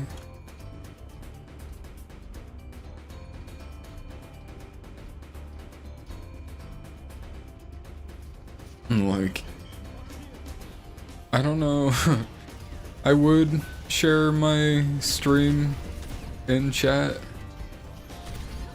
There would have to be some kind of reward.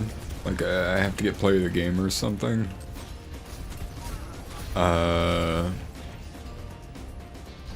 But it's kind of funny in a way. I don't even... I'm not confident enough that I remember my Twitch name enough to put it in chat either. So... There's that. There'll be consequences for that. Going through OBS, I don't even go to Twitch 99.9% of the time. Time for the reckoning.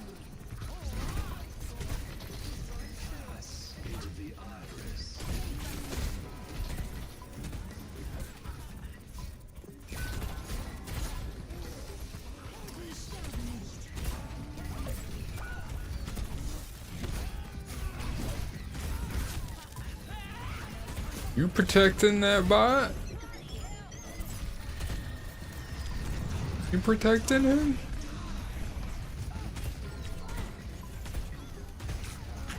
Is this your guy? Apparently, I'm just unable to kill that guy. He's getting healed. That's no way to treat your queen.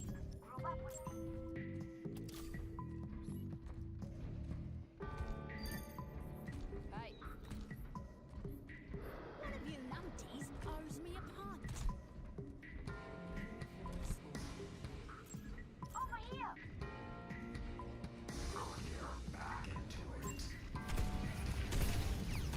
That's fucked up.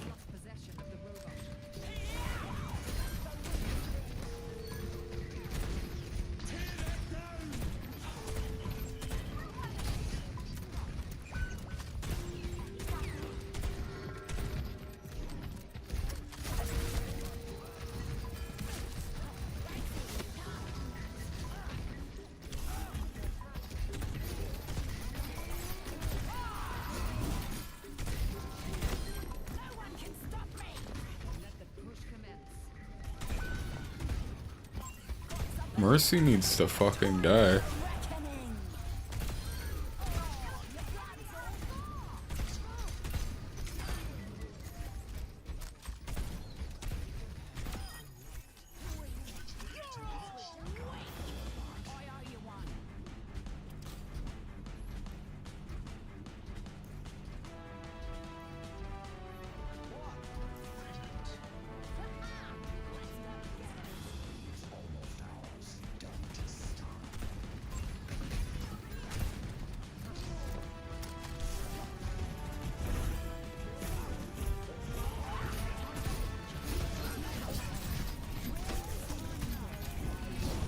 Oh, get back here, robot! Where are you going?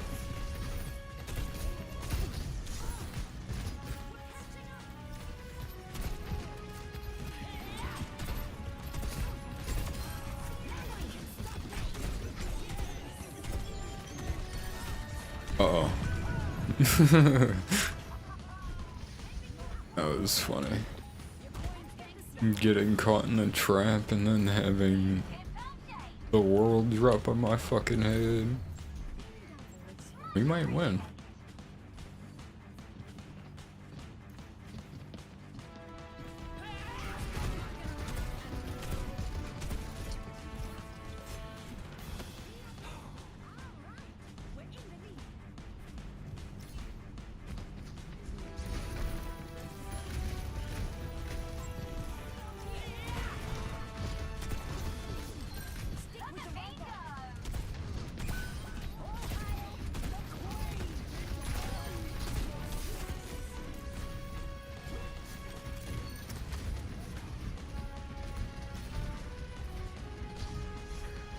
That's cool. I never realized you can paint or tag the, they're just ignoring me. Which is fucked up. Because I'm on their objective, and even then, I'm being ignored. Which means it's deliberate. Like, fuck you. Don't ignore me.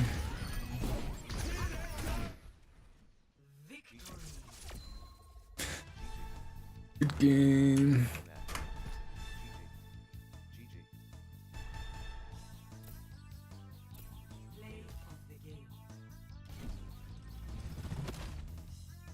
Time for the reckoning.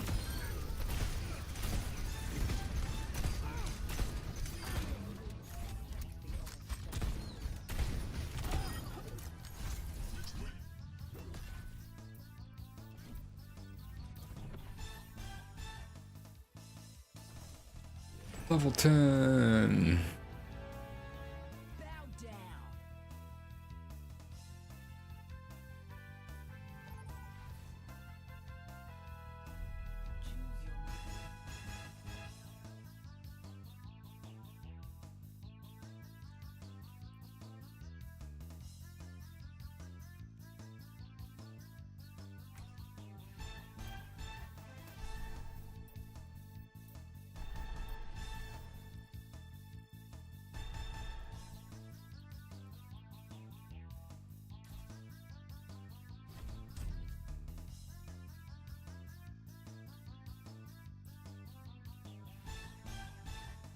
Now arriving at Phoenix.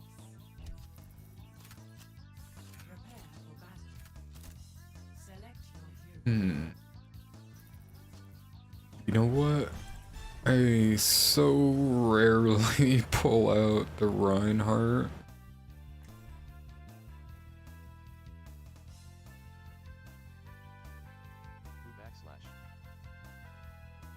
Pepperoni Homie. Is that the guy's name? That's fucking great. Weather report. Lots of sun.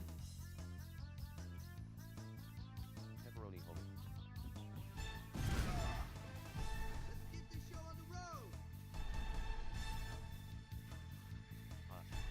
Love that name. 5, 4, 3, 2, 1. Round 1. Capture. Hold fast! Do not let them through! Love is true.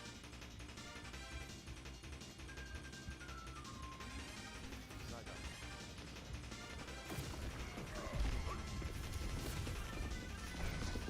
Little did they know, I know not how to play Reinhardt.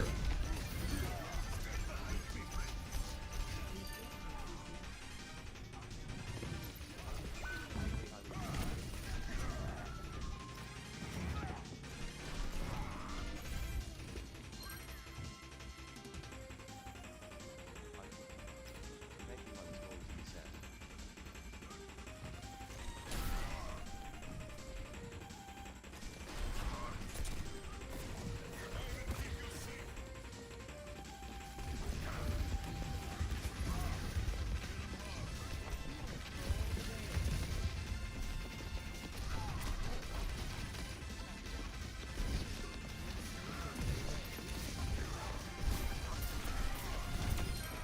Damn. Okay, I can see why people like Reinhardt now. The physics are great. It's been so long. Probably been over 5 years since I played Reinhardt. Yeah, I think at least.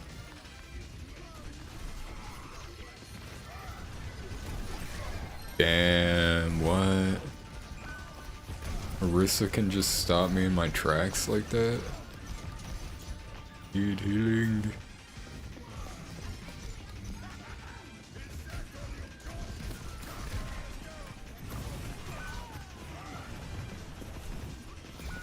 Ooh. Could you always cancel your...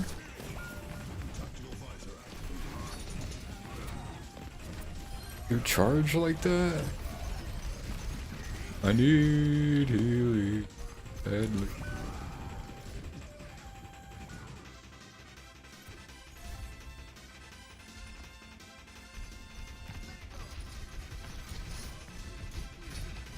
Damn. Zenyatta.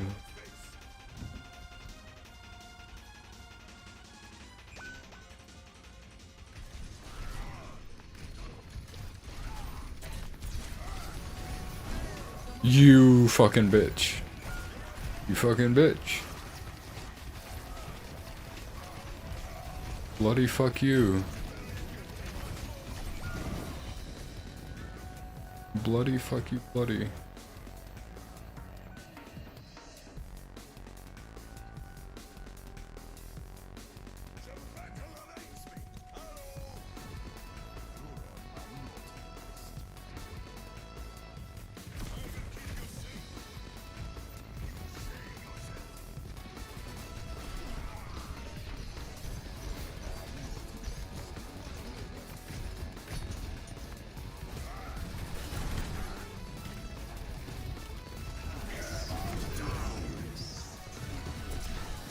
fucking guy.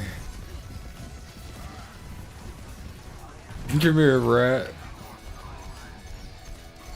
I don't even know what I picked.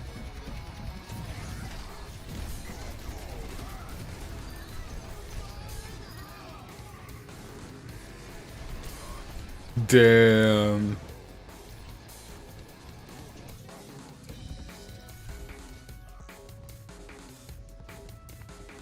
Whack the tire with the fireball.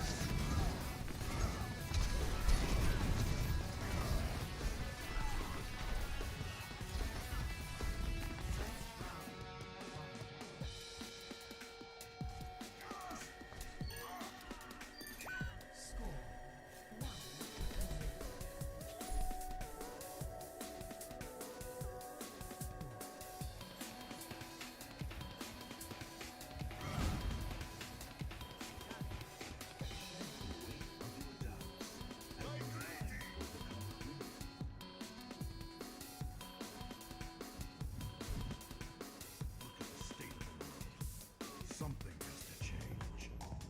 You're on my naughty list.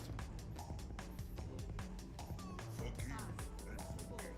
You're on my naughty list. Victory is so close, I can taste it.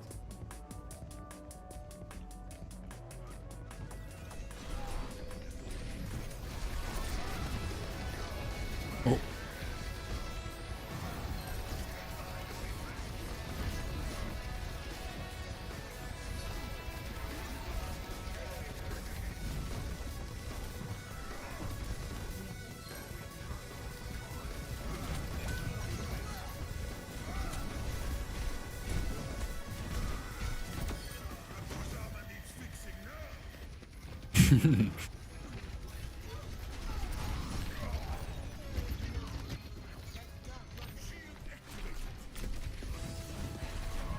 Yeah.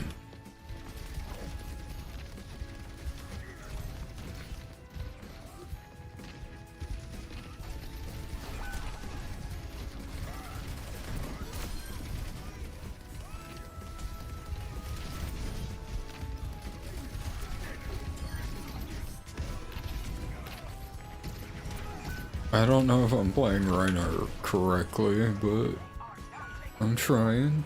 It's working.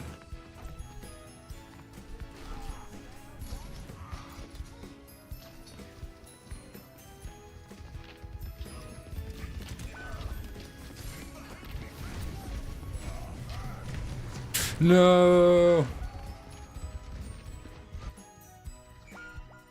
I fell in the well.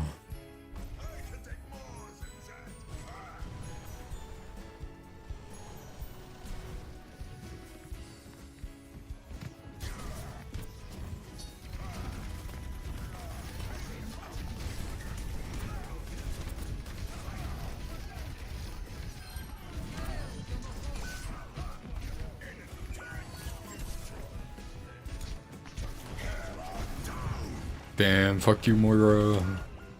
Bloody fuck you.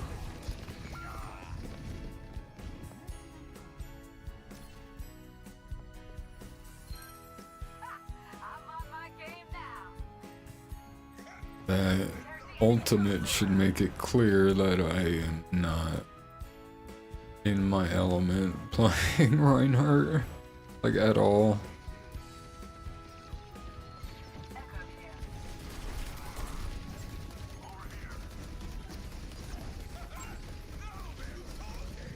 Yeah.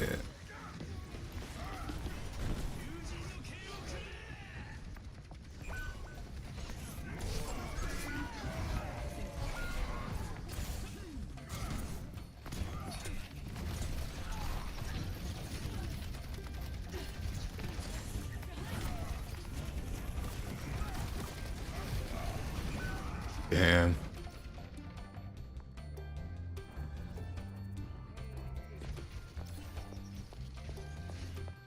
That guy's name. Fuckers.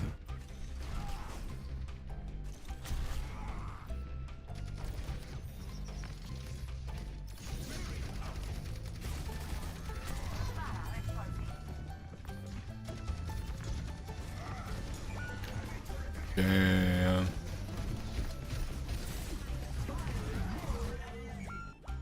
I tried.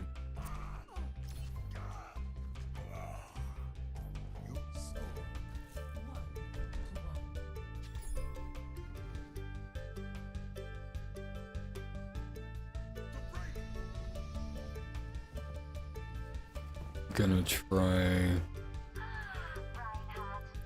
one else I don't play. Our future will be forged in conflict.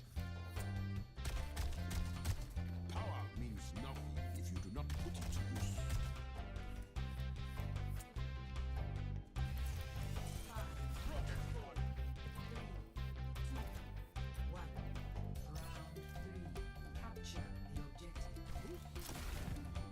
Let's get the job done.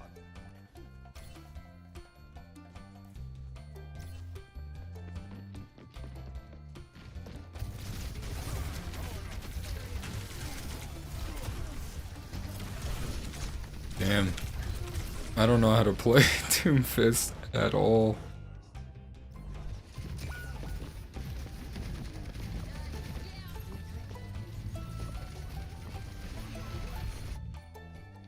This time,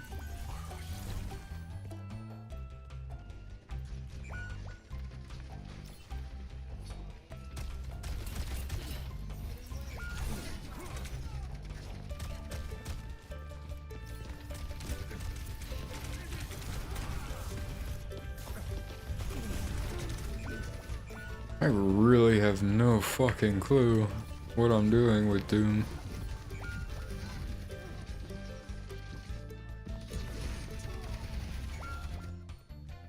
I've come too far to stop now.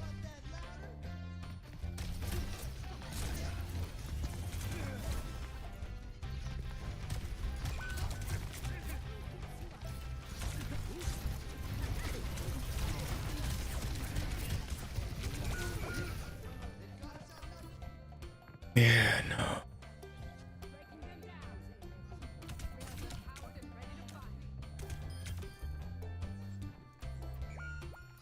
We will crush them. They can't hurt you.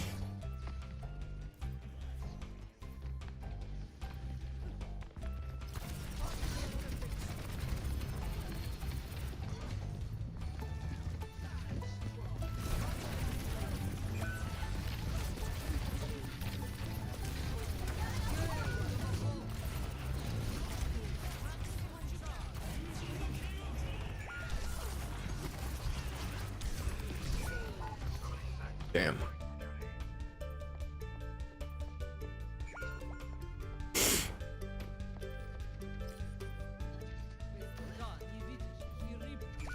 I'm going in one by one and I... This is not how you play Overwatch.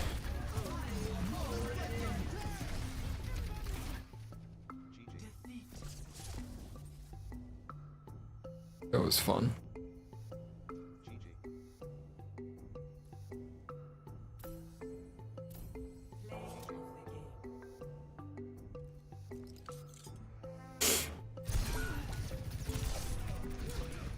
A default skin Genji. Not even, I guess, like an Overwatch 2 defaults.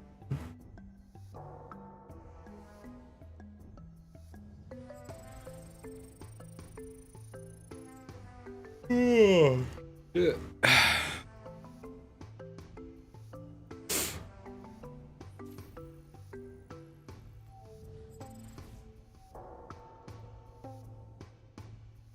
Been streaming for about 4 hours now.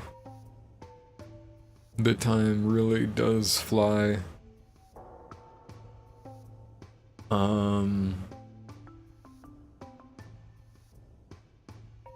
I think I'm gonna wrap it up here. So, thank you for coming by. If anybody's here, I appreciate you. If you want to know when I go live, give me a follow, sub, whatever there is.